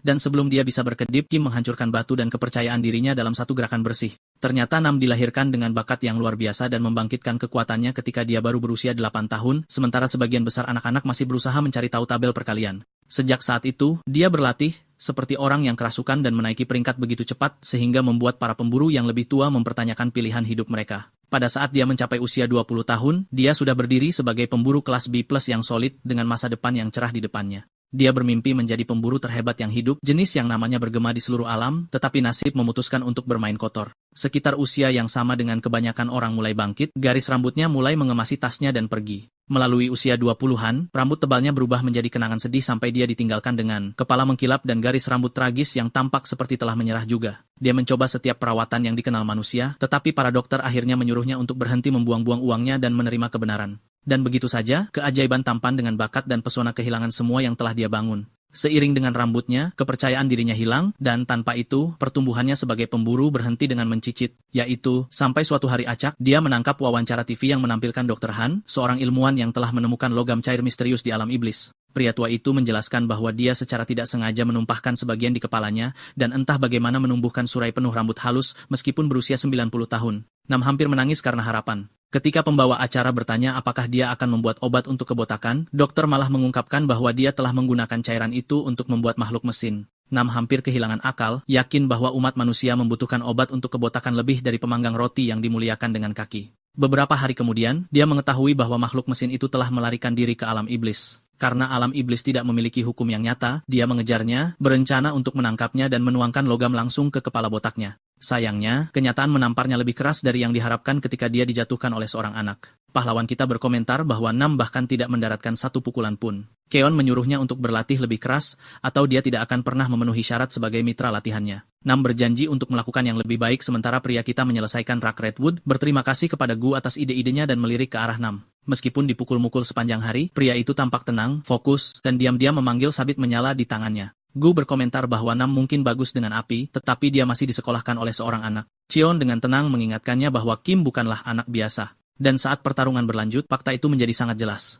Nam menyerang ke depan dan mengayunkan sabitnya yang menyala, tetapi Kim menyelinap pergi pada detik terakhir dengan mengubah tubuhnya menjadi cair. Bahkan sebelum pria malang itu memproses apa yang baru saja terjadi, dia membentuk kembali dan menendangnya tepat di wajah, mengirimnya terbang sampai dia menabrak tebing terdekat dengan suara gedebuk keras. Kim berdiri tegak dan menyatakan bahwa dia tidak takut api lagi. Nam terbaring di sana, linglung, bertanya-tanya apakah potensinya akhirnya mencapai batasnya. Namun entah bagaimana, dia bangkit kembali, mengingatkan dirinya sendiri bahwa dia tidak pernah menyerah seburuk apapun keadaannya. Dia menantangnya untuk ronde berikutnya, tetapi berhenti ketika dia merasakan darah menetes dari hidungnya. Cheon menatapnya dan bertanya berapa lama dia berada di alam iblis. Nam menyeka wajahnya dan mengatakan sudah 9 hari. Pahlawan kita mengatakan kepadanya bahwa jika dia tinggal lebih lama, korupsi mana akan membunuhnya, dan Nam mengangguk mengerti. Cheon kemudian mengatakan kepadanya bahwa dia memiliki potensi untuk mencapai tingkat kelas yang sama sekali membuat Nam lengah. Pria itu mengakui, dia pikir orang yang gagal ujian pemburu selama lebih dari 3 tahun tidak ada harapan, dan dia sendiri telah gagal selama 6 tahun. Meski begitu, Cheon mengatakan kepadanya untuk tidak menyerah, mengatakan bahwa mananya belum sepenuhnya matang. Dia menyarankan dia untuk memurnikannya begitu dia kembali, dan Nam berterima kasih padanya dengan hormat, memanggilnya saudara. Cheon berjanji bahwa dia akan membesarkannya menjadi pemburu peringkat A suatu hari nanti. Tak lama kemudian, Nam berdiri di dekat portal bersiap untuk pergi. Dia bertanya apakah mereka menginginkan sesuatu dari dunia manusia, dan semua orang langsung berteriak meminta ramen. Kim tersenyum dan menyuruhnya untuk berhati-hati, dan Nam menjawab bahwa dia pasti akan mengalahkannya lain kali. Tepat sebelum melangkah melewati portal, dia berbalik dan bertanya apakah ada yang melihat wig-nya, tetapi Cheon benar-benar tidak tahu. Setelah dia pergi, Gu menyuarakan kekhawatirannya tentang apakah Nam dapat dipercaya. Cheon bertanya apa maksudnya, dan bola bulu kecil itu mengatakan bahwa Nam bisa mengkhianati mereka dan memimpin pemburu lain ke sini. Cheon meminta pendapatnya tentang pria itu, dan Gu dengan tenang memastikan bahwa semua yang dikatakan Nam adalah benar. Seluruh percakapan membuat Cheon semakin ingin melatih Nam, dan Kim akhirnya bertanya apakah dia benar-benar dapat memahami bola bulu itu. Dia mengangguk dan dengan santai menyebutkan bahwa dia bahkan membangun rak penyimpanan berdasarkan saran burung itu.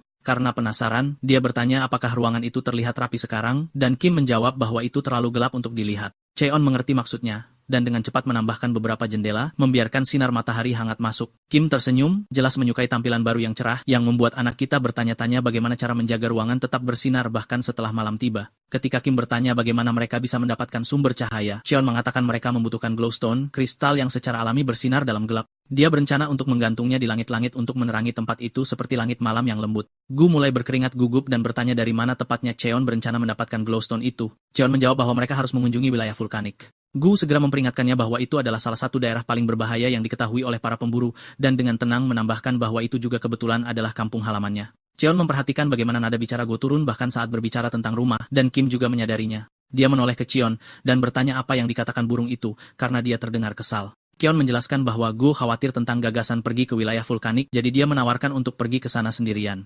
Kim segera menolak untuk tinggal, mengatakan bahwa dia tidak lagi takut api dan ingin pergi bersamanya. Cheon menoleh ke Gu, yang menghela napas dan mengatakan dia juga akan ikut karena dia memiliki beberapa urusan yang harus diurus di sana. Dengan itu, seluruh tim siap untuk petualangan berikutnya. Saat Cheon mulai menyiapkan perlengkapan mereka, akar mandragara di dekatnya dapat terlihat bermain-main di ladang dengan Wignam yang hilang, sama sekali tidak menyadari kesengsaraan pemilik sebelumnya. Jauh di dalam wilayah vulkanik, tanah bergemuruh seolah ada sesuatu yang besar bergerak di bawah permukaan yang meleleh.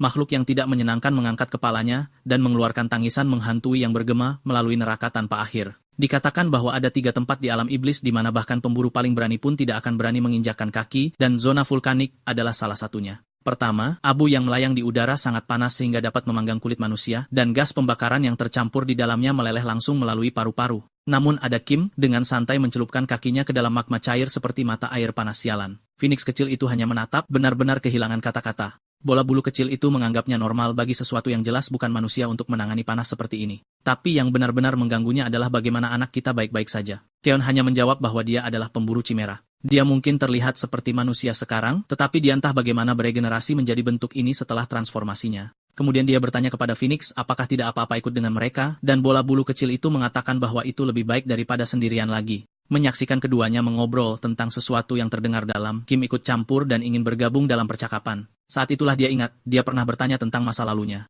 Dia hanya tertawa sebagai tanggapan dan mengatakan, tidak perlu lagi, karena dia sudah tahu dia adalah penduduk asli alam iblis seperti dirinya. Kemudian, mereka mulai mendaki gunung berapi, dan Kim menunjuk ke awan tebal asap yang mengepul dari apa yang tampak seperti puncaknya. Di sana, mereka akhirnya menemukan batu-batu bercahaya yang mereka cari. Tetapi di bawah sana, katak api besar menangis terseduh-seduh. Saat itu, Kim melihat yang lain di dekatnya.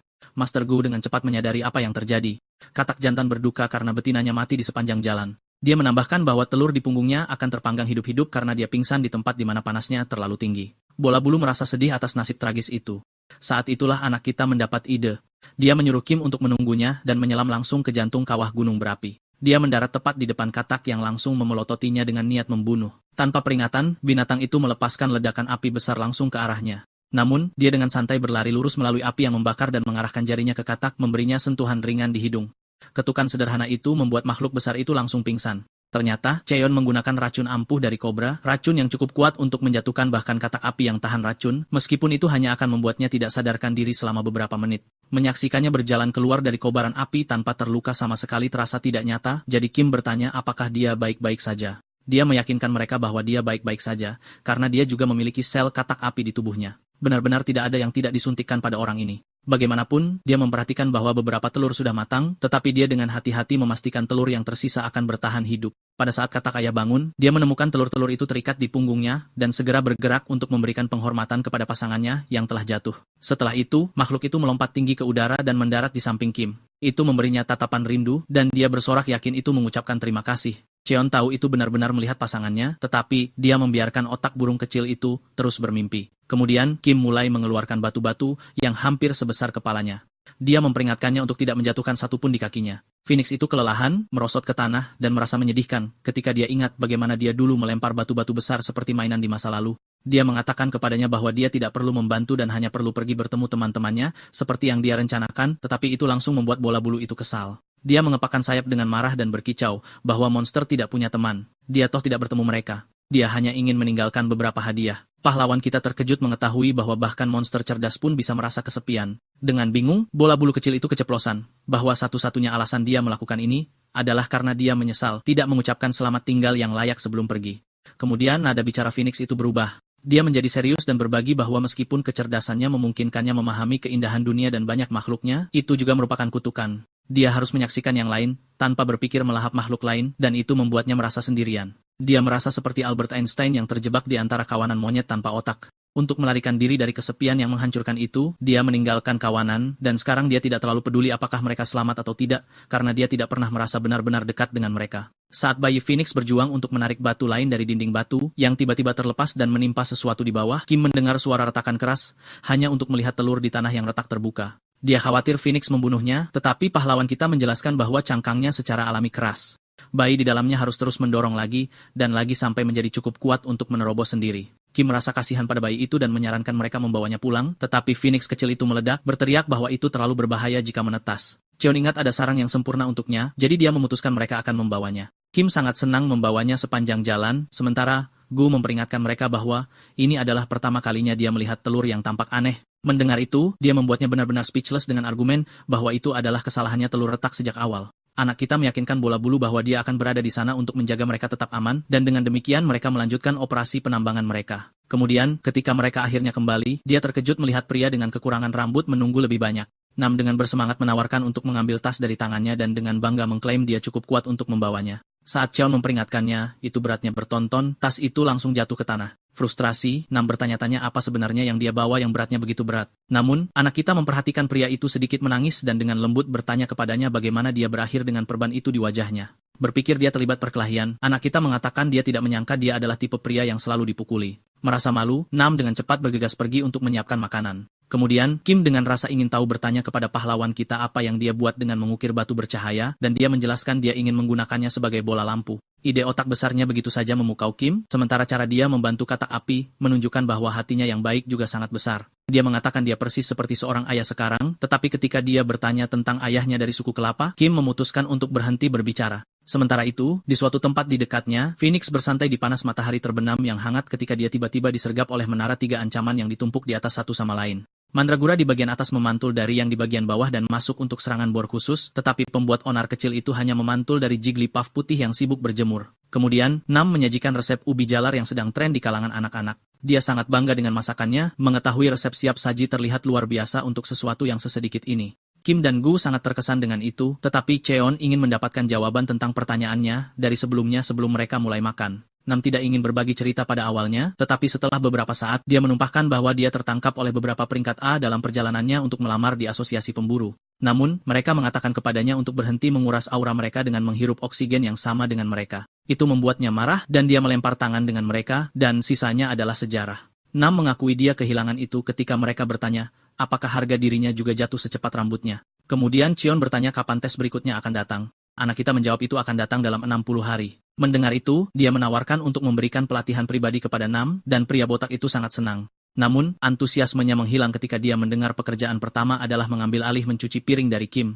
Selanjutnya, dia harus mencuci semua debu vulkanik dari batu-batu mengkilap, meninggalkan pria malang itu tercengang. Dia bertanya tentang pelatihan khusus, tetapi anak kita dengan kejam menyuruhnya untuk melakukannya jika dia tidak ingin menjadi pecundang peringkat B sepanjang hidupnya. Dengan itu, dia pergi dengan Kim untuk pergi memancing, sementara Nam memaksa dirinya untuk bekerja keras. Karena tidak seperti apa yang semua orang yakini, dia adalah pria yang sampai di tempat dia berada melalui usaha dan ketekunan. Menjadi seorang Chad yang tidak pernah menyerah sampai akhir, dia mengangkut tas berat itu ke hutan. Adegan beralih ke sungai, di mana Kim kesal, karena dia tidak bisa menangkap satu hal pun. Dia menjadi iri melihat pria botak itu menggulung semua ikan. Sementara itu, Nam berteriak pada tuannya untuk meminta bantuan dengan ikan yang lapar akan dagingnya, karena monster tipe air adalah kelemahannya. Cheon menjadi jengkel dengan betapa tidak bergunanya dia, dan menguliahi dia untuk hanya membungkus tubuhnya dengan penghalang sihir. Tetapi pria botak itu mengeluh bahwa dia masih tidak dapat memahaminya, jadi Cheon menyuruhnya untuk memegang kristalnya. Saat dia menyentuhnya, semua kekuatan meninggalkan lengannya, dan mereka mulai gemetar. Pahlawan kita menjelaskan bahwa ini adalah efek dari jenis batu langka yang mengandung sihir kental mentah. Dia menambahkan bahwa tubuh Nam sama seperti itu, penuh energi magis, tetapi dia benar-benar payah dalam menggunakannya. Pada saat itu, dia menyodok pria botak itu di dada, dan tiba-tiba dia bisa melihat sihir yang beredar di dalam tubuhnya. Protagonis kita menyuruh Nam untuk merasakan sihir mengalir di sepanjang sirkuit itu, dan tentu saja, lengan pria itu segera terbungkus aura perak. Dia kemudian menginstruksikan Nam untuk mengambil batu itu lagi dengan mana yang mengalir melalui lengannya. Dengan semua kekuatan yang bisa dia kumpulkan, pria botak itu mengaktifkan gen Saitama batinnya dan mengangkatnya di atas kepalanya. Nam tertawa seperti orang gila, setelah menyadari rencana jenius, tuannya untuk melakukan pekerjaan rumah memiliki tujuan setelah semua. Anak kita menyuruhnya untuk terus melakukan pekerjaannya, sambil menjalankan mana melalui tubuhnya, dan pria pukulan satu dari toko barang bekas setuju untuk melakukannya dengan senang hati dengan air mata di matanya. Kemudian malam itu, ketiganya tidur di bawah cahaya lembut batu bercahaya. Gu mengalami kesulitan tidur karena tidur siangnya, tetapi tiba-tiba dia menjadi waspada setelah melihat Kim diam-diam pergi di tengah malam. Dia mengikuti Kim keluar dan memperhatikannya melihat ke bawah, kesal karena satu-satunya gaunnya kotor. Dia berlutut di tepi sungai dan mulai mencucinya dengan hati-hati, berharap untuk membuatnya bersih kembali. Bayi Phoenix mengawasinya dengan tenang, dan segera Cheon muncul juga, bertanya mengapa dia mencuci pakaian di tengah malam. Gu mengejek pertanyaan itu, dan mengingatkannya bahwa dia adalah seorang gadis tanpa pakaian lain untuk diganti. Itu membuat Cheon berhenti, menyadari bahwa, sementara dia tidak pernah terlalu peduli tentang apa yang dia kenakan, dia mungkin telah mengabaikan kebutuhan gadis itu. Kim selesai mencuci dan melangkah keluar dari air dengan bangga, hanya untuk menemukan Gu dan Chaeyeon berdiri di dekatnya. Tidak ingin mengejutkannya, Chaeyeon dengan santai, menyebutkan bahwa udara malam terasa menyenangkan dan mengatakan dia hanya keluar untuk berjalan-jalan dengan bola bulu. Dia bertanya apakah dia juga berjalan, dan dia mengangguk malu-malu. Chaeyon kemudian memintanya untuk berhenti sejenak, mengikatkan sabuk tali di pinggangnya, dan menyelipkan beberapa bunga ke dalamnya. Mata Kim langsung berbinar, dan dia berkomentar bahwa itu terlihat seperti dia. Chaeyon tersenyum dan mengatakan bahwa Forsythia kebetulan menjadi bunga favoritnya. Suara gemerisik tiba-tiba di semak-semak membuat Kim tersentak, tetapi Chaeyon meyakinkannya itu hanya belalang baja. Dalam perjalanan kembali, dia dengan lembut bertanya apakah dia membutuhkan pakaian atau sepatu, meskipun nadanya terasa lebih kebapakan daripada santai. Kim terlihat bingung dan mengatakan dia menyukai pakaian yang dia berikan padanya. Keesokan paginya, Cheon, mengunjungi dunia manusia di dekat daerah kumuh distrik 13, memutuskan tidak benar bagi Kim untuk mengenakan satu set pakaian. Penduduk setempat meliriknya dengan curiga, tetapi dia hampir tidak memperhatikan, berpikir akan lebih baik untuk membawa Kim untuk memilih apa yang dia suka. Kemudian dia menyadari itu mungkin terlalu berat baginya untuk menghadapi dunia manusia setelah apa yang telah dia lalui. Dia terkekeh pada dirinya sendiri sambil mencari toko pakaian di dekat daerah kumuh, ketika seorang anak laki-laki muda mendekat dan menawarkan untuk membawanya ke sana seharga 10.001, mengklaim dia tahu tempat yang murah. Keon menjawab bahwa dia dapat membayar setelah mendapatkan uang kembalian, yang membuat anak laki-laki itu berasumsi dia adalah pemula bangkrut lain yang dirampok di dunia lain. Anak laki-laki itu bertanya apakah Cheon punya uang untuk pakaian dan menyuruhnya untuk mengikuti, mengatakan dia biasanya mengambil pembayaran terlebih dahulu, tetapi akan membuat pengecualian kali ini.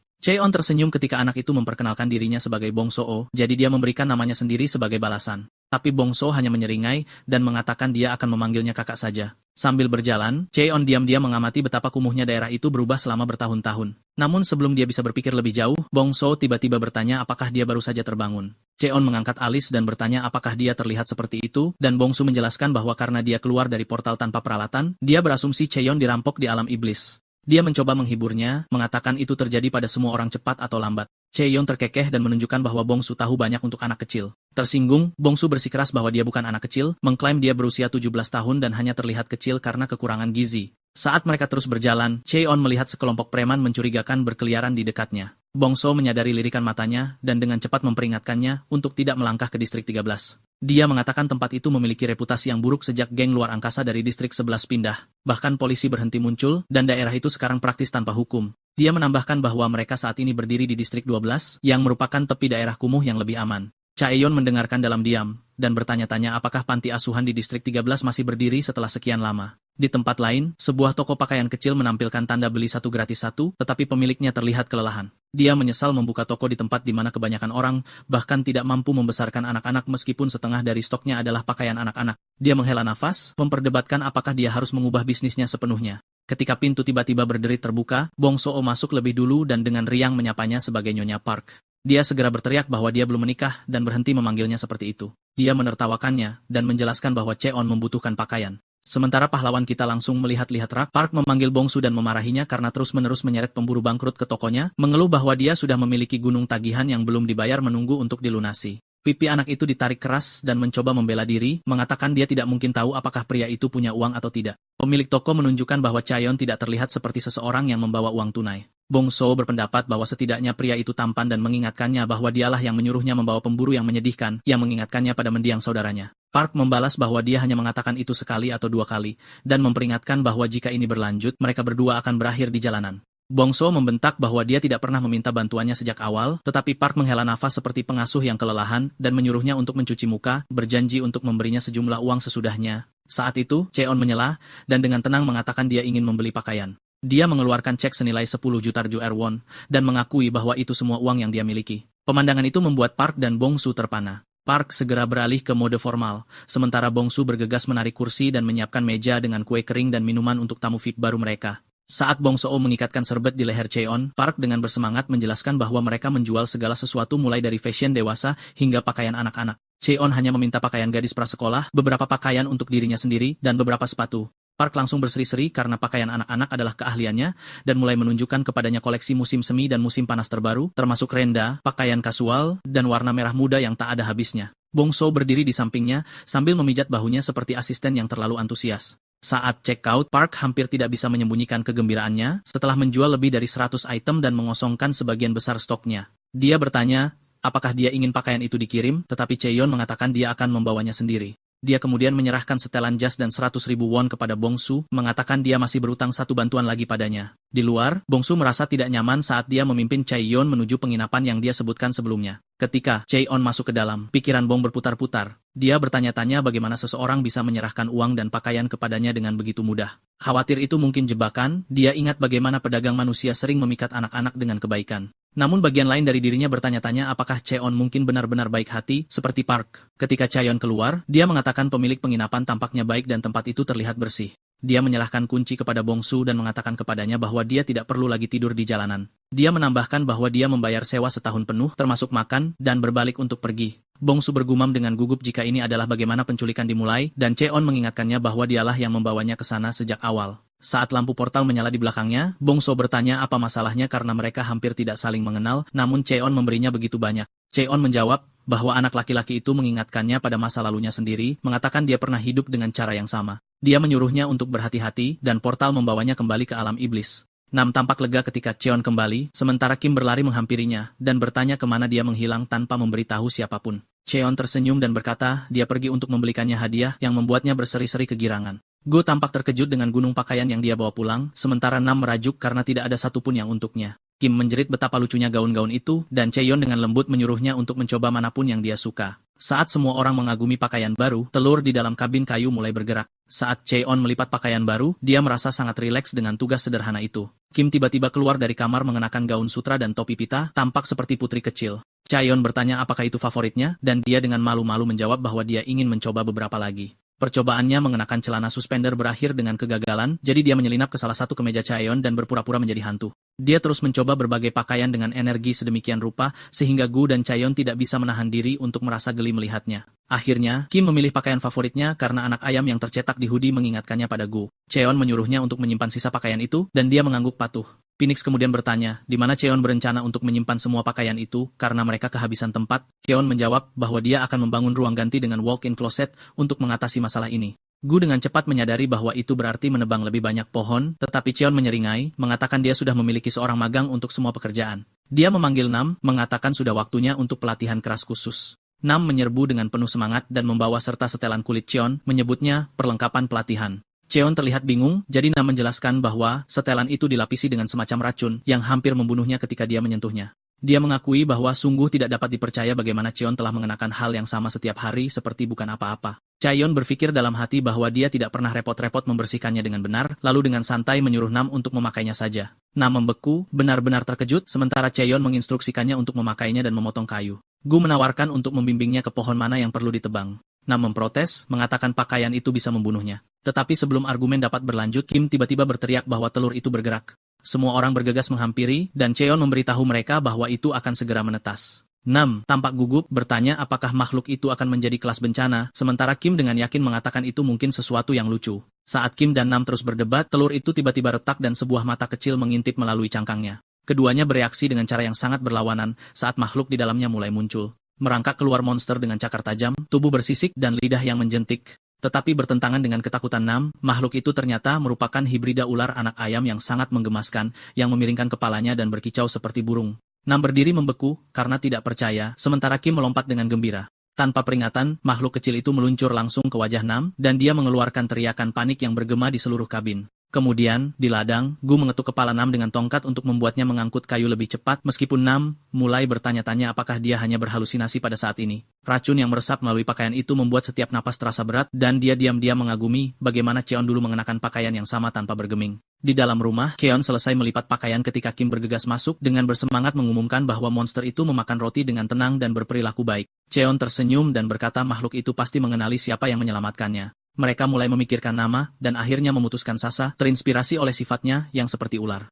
Saat mereka memutuskan nama itu, monster kecil itu melompat keluar dari tangan Kim, dan dia mengejarnya. Gu memperhatikan dan berkata dia senang melihat mereka akur, sementara Cheon berbalik untuk bertanya apakah Phoenix mengenali spesies itu karena dia belum pernah melihatnya sebelumnya. Gu mengakui dia tidak tahu, tetapi memperingatkan Cheon untuk mengawasi akar mandragora. Ketika Cheon bertanya mengapa, Gu menjelaskan bahwa makhluk dari wilayah vulkanik suka memakan monster tipe tanaman, karena mereka jarang di sana dan terutama menargetkan mereka yang memiliki energi iblis yang kuat. Saat ular kecil itu meluncur menuju ladang mandragora, Gu mengungkapkan bahwa itu mungkin predator alami mereka. Semua orang berkumpul untuk menonton saat ketegangan meningkat antara kedua belah pihak. Kim menawarkan untuk turun tangan dan menghentikan mereka, tetapi Cheon menggelengkan kepalanya dan mengatakan bahwa di alam iblis, monster perlu membangun dominasi sendiri. Karena keduanya masih muda, dia memutuskan aman untuk membiarkan mereka menyelesaikannya secara alami. Pertempuran dimulai saat Sasa menerjang dengan cakarnya ke arah Mandragora terkecil, tetapi yang lebih besar dengan cepat masuk dan menghalangi serangan itu. Mandragora membentuk sikap segitiga, menunggu gerakan selanjutnya. Tak lama kemudian, monster akar kedua bergegas masuk untuk serangan balik, tetapi pukulannya dihentikan oleh ekor Sao-Sao. Sao kecil menyeringai dengan percaya diri, meskipun Gu diam-diam memperingatkan bahwa ia seharusnya tidak menurunkan penjagaannya begitu cepat. Tepat setelah itu, Mandragora terkecil melompat maju dari belakang dan meninju pipi Sao-Sao dengan tinju kecilnya. Pukulan itu ringan, tetapi cukup untuk membuat Sao-Sao meratap dan mundur sambil menangis. Kim dengan cepat berlari untuk menghibur makhluk malang itu dan menenangkannya. Cheon mengumumkan akar Mandragora sebagai pemenang, dan baik Nam maupun Go setuju pertarungan itu cukup memukau.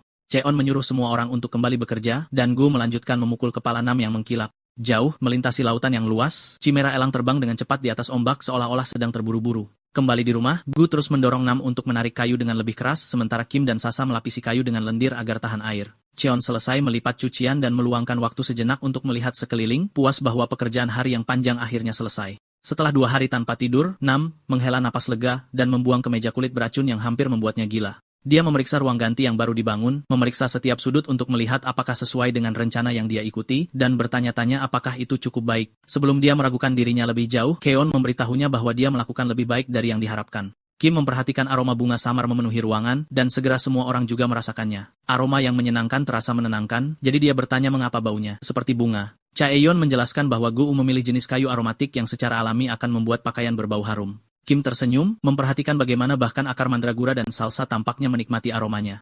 Nam berkedip pada nama Sasa menyadari dia tidak pernah benar-benar mendengarnya sebelumnya. Cheon menyebutkan bahwa nama itu selalu dapat diubah jika seseorang menemukan nama yang lebih baik. Nam segera menyarankan untuk menyebutnya anak ayam ular, sementara Kim mengusulkan piak. Akhirnya, Cheon beralih ke Go untuk meminta pendapatnya, dan burung itu dengan percaya diri menyarankan untuk menamainya jejak kaki agung di laci. Karena penasaran, Cheon bertanya, siapa nama asli Gu, dan Phoenix itu menjawab bahwa dia pernah dipanggil Rocky Mountain Horseshoe. Cheon menatap kosong sejenak sebelum menyerah pada kekacauan penamaan sepenuhnya, dan menyatakan bahwa makhluk itu akan tetap Sasa, dan tidak ada yang keberatan. Gu kemudian bertanya apa tugas mereka selanjutnya. Cheon menjelaskan bahwa dia telah memikirkan kekhawatiran yang tidak mengganggunya ketika dia tinggal sendirian. Dia percaya mereka harus membangun pagar di sekitar rumah untuk mencegah penyusup mendekat. Nam tampak ragu, mengatakan dia tidak bisa membayangkan siapapun yang dengan sukarela mendekati tempat yang menyeramkan itu. Namun, Cheon bersikeras bahwa lebih baik berhati-hati karena bahkan monster atau pemburu peringkat es dapat muncul tanpa peringatan. Gu mengangguk sambil berpikir dan menyarankan untuk menggunakan bahan yang dipenuhi dengan energi iblis. Dia menyebutkan bahwa wilayah pesisir memiliki jenis kuarsa kuning yang lebih padat daripada batu hitam. Jika mereka menggunakan batu bercahaya itu sebagai dasar pagar, dia menjelaskan, itu tidak hanya akan kuat tetapi juga akan bersinar lembut di malam hari, membuat rumah mereka terlihat hangat seperti perkemahan. Kim melompat dengan gembira saat dia mendengar mereka mungkin akan pergi ke pantai, tetapi Nam langsung kehilangan ketenangannya. Pikiran tentang wilayah pesisir saja sudah membuatnya ngeri. Dan sebelum dia bisa mengemukakan alasan, mimisan tiba-tiba menyelamatkannya pada saat yang tepat. Berakting lemah, dia memasang akting gadis dalam kesulitan yang pingsan di depan Cheon, dan mengklaim dia perlu pergi ke alam manusia untuk menguras energi iblisnya. Cheon mengizinkannya, tetapi menyuruhnya untuk menjaga akar mandragara kalau mereka kembali terlambat. Sebelum pergi, Nam memperingatkan Cheon tentang wilayah pesisir, mengatakan bahkan pemburu peringkat A dan mereka yang di bawahnya menghindari tempat itu karena itu berarti berjalan menuju kematian mereka. Cheon tampak terkejut, jadi Nam menjelaskan bahwa seluruh area sekarang dikuasai oleh 2 monster kelas bencana. Makhluk-makhluk ini dulunya adalah pemburu chimera yang diciptakan di laboratorium dengan wajah seperti burung, tetapi tubuh manusia. Memikirkannya saja membuat Cheon berhenti sejenak. Sementara itu, di wilayah pesisir, sekelompok pemburu sudah dalam misi untuk menangkap salah satu dari chimera yang sama. Salah satu dari mereka mengisi daya tembakan pelacak dan melemparkannya ke arah binatang terbang itu, mendaratkan tembakan langsung. Namun, makhluk itu bahkan tidak bergeming dan terus melambung ke depan seolah-olah tidak terjadi apa-apa. Berpikir itu mundur, para pemburu bersantai, menyebut seluruh cerita kelas bencana itu berlebihan. Salah satu dari mereka bahkan menyarankan untuk mengejarnya untuk menyelesaikan pekerjaan. Namun, pemimpin mereka menghentikan mereka, mengatakan mereka harus menunggu monster itu kembali ke sarangnya. Dia menjelaskan bahwa ada 2 chimera di wilayah tersebut dan melacak keduanya lebih aman daripada mengejar satu secara membabi buta. Salah satu pemburu yang lebih muda bertanya-tanya dengan suara keras bagaimana chimera masih hidup setelah 60 tahun, atau bagaimana tubuh mereka tetap seperti manusia meskipun menjadi monster. Kapten menjawab bahwa mereka adalah eksperimen yang gagal, dan sisa-sisa proyek lama yang dimaksudkan untuk memajukan umat manusia. Meskipun chimera pernah dipandang sebagai kesuksesan besar, yang gagal, katanya, harus dihancurkan. Tiba-tiba, salah satu pemburu melihat makhluk itu berbelok tajam di langit, melaju kembali ke arah mereka lebih cepat dari suara. Mata kapten membelalak, dan dia berteriak agar semua orang segera menaikkan penghalang. Dengan satu kepakan sayapnya yang kuat, chimera menghancurkan penghalang pemburu seperti kaca, mengirimkan pecahan terbang dan menjatuhkan mereka dari kaki mereka. Mereka terlambat menyadari bahwa mereka memilih pertarungan yang salah. Kapten mendongak dengan ngeri dan berteriak agar mereka berhenti. Tetapi sebelum serangan berikutnya mendarat, Kim muncul dengan penghalang logam dan memblokir serangan itu. Chimera berhenti di udara, terkejut melihat jenisnya yang lain, dan keduanya turun dengan hati-hati. Kim bersikeras bahwa paman burung pipit itu menindas orang, meskipun Cheon diam-diam mencatat bahwa itu terlihat sebaliknya. Salah satu pemburu yang terluka memanggil kaptennya, mengatakan bahwa makhluk mesin telah muncul, yang membingungkan kapten sehingga pria itu menunjukkan kepadanya perangkat pelacaknya. Cheon langsung mengerti apa yang terjadi, mengingat Kim masih membawa pelacak dari alam manusia. Dia beralih ke Chimera burung dan bertanya apakah itu mengingatkannya bahwa mereka pernah berbagi kamar dan bertanya nomor berapa itu. Mata makhluk itu melebar saat Cheon memberitahunya bahwa jika seseorang hidup cukup lama, dia bisa melihat segalanya. Sementara Chimera berjuang untuk mengingat, para pemburu berbisik di antara mereka sendiri, berencana untuk mundur. Cheon memperingatkan bahwa membiarkan mereka melarikan diri hanya akan menyebabkan lebih banyak masalah bagi kedua belah pihak dan bahwa lebih baik menyelesaikan semuanya sekarang. Kemudian ingatan samar muncul kembali untuk Chimera. Aroma yang datang dari Cheon membawa kembali gambaran laboratorium tempat mereka pernah berbaring berdampingan, bau tajam yang sama dari obat fusi sel Chimera dari eksperimen TDA. Dia tersadar, dan makhluk itu memanggilnya dengan sebutan lamanya, nomor 17. Adegan kembali ke masa lalu saat Bird Boy berlari melalui hutan dengan adiknya di punggungnya. Saat itu, adiknya mulai menunjukkan salah satu efek samping dari eksperimen. Itu membuatnya bertanya-tanya apakah membawanya bersamanya adalah pilihan yang tepat. Mungkin meninggalkannya di lab terkutuk itu mungkin lebih pintar. Ketika adiknya dengan lemah menyebutkan sayapnya sangat hangat, dia menangis, kecewa dengan ketidakberdayaannya. Sayapnya tidak cukup besar untuk menerbangkan mereka berdua, jadi dia menyuruhnya bertahan sedikit lebih lama. Saat dia diam-diam berharap seseorang akan datang membantu, dia tiba-tiba berhadapan muka dengan anak kita, dengan bingung menyorotkan senter tepat ke arahnya. Ketika Bird Boy menuntut untuk tahu apa yang Cheon lakukan di sana, dia dengan tenang menjawab bahwa dia datang untuk memperingatkannya karena dia mendengar atasan mengatakan sudah waktunya untuk membuangnya. Birdhead berpikir dia terdengar aneh, tetapi dia memberinya kenyataan. Dia mengatakan kepadanya bahwa dia dan saudara perempuannya akan diledakkan oleh kutukan peledakan dalam 3 hari. Dia menyarankan untuk meninggalkan adiknya karena dia tidak ada dalam daftar pembuangan, yang berarti dia dapat terus minum obat penekan untuk hidup lebih lama. Namun, Bird Boy membentak, mengatakan seseorang seperti dia yang tidak pernah mengalami efek samping tidak akan pernah mengerti. Dia ingat betapa buruknya suatu waktu, begitu buruk sehingga saudara perempuannya memohon padanya untuk melarikan diri, mengatakan dia lebih suka menjalani 1 hari normal lagi di luar daripada membusuk di dalam neraka yang hidup itu. Saat dia menyadari bahwa kualitas hidup jauh lebih penting daripada lamanya, sayapnya tiba-tiba mengembang menjadi ukuran penuh. Dengan tekad membara di matanya, dia menyuruh anak kita untuk berhenti mengoceh dan mulai bertarung. Tapi Cheon hanya menatapnya dengan mata dingin itu sebelum tiba-tiba memanggil gerbang. Birdhead terkejut mengetahui bahwa subjek tes seperti dia bahkan memiliki gerbang. Dia kemudian menatap matanya dan menawarkannya 2 kemungkinan. Sel-sel manusianya akan rusak oleh energi iblis setelah dia memasuki dunia iblis, atau sel-sel iblisnya dapat menyerapnya dan terbangun sebagai gantinya. Dia percaya itu adalah perjudian yang layak karena detonator tidak akan meledak jika dia menyeberang ke dunia iblis. Tapi Birdhead masih bertanya-tanya apakah bertahan hidup di sana mungkin. Di dunia yang ideal, Anda perlu melindungi tubuh dan pikiran Anda dengan penghalang sihir.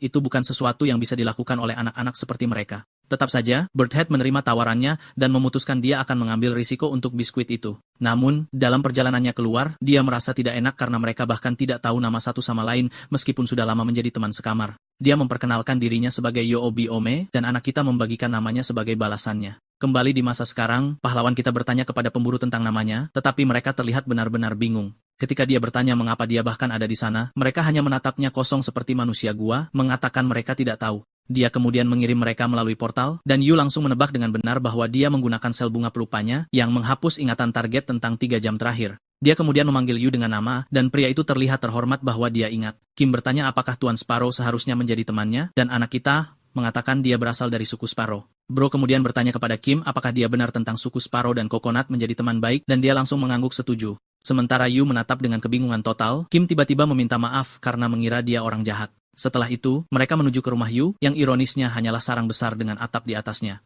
Di sana, geng bersenang-senang mencoba hidangan kerang unik yang rasanya tidak seperti apapun yang pernah mereka makan sebelumnya. Kim sangat bersemangat untuk lebih banyak, tetapi Yu dengan rendah hati meminta maaf karena dia tidak memiliki bahan untuk membuat batch lain. Namun, goblin kecil itu tidak gentar dan lari untuk dengan senang hati menangkap 2 kali lipat jumlah kerang yang dia butuhkan. Sekarang mereka akhirnya sendirian, Yu mengungkapkan dia hanya berhasil bertahan hidup di dunia iblis berkat sel keabadiannya. Tanpa membuang waktu, dia kemudian bertanya kepada anak kita apakah dia pernah berpikir untuk membalas dendam pada Lap.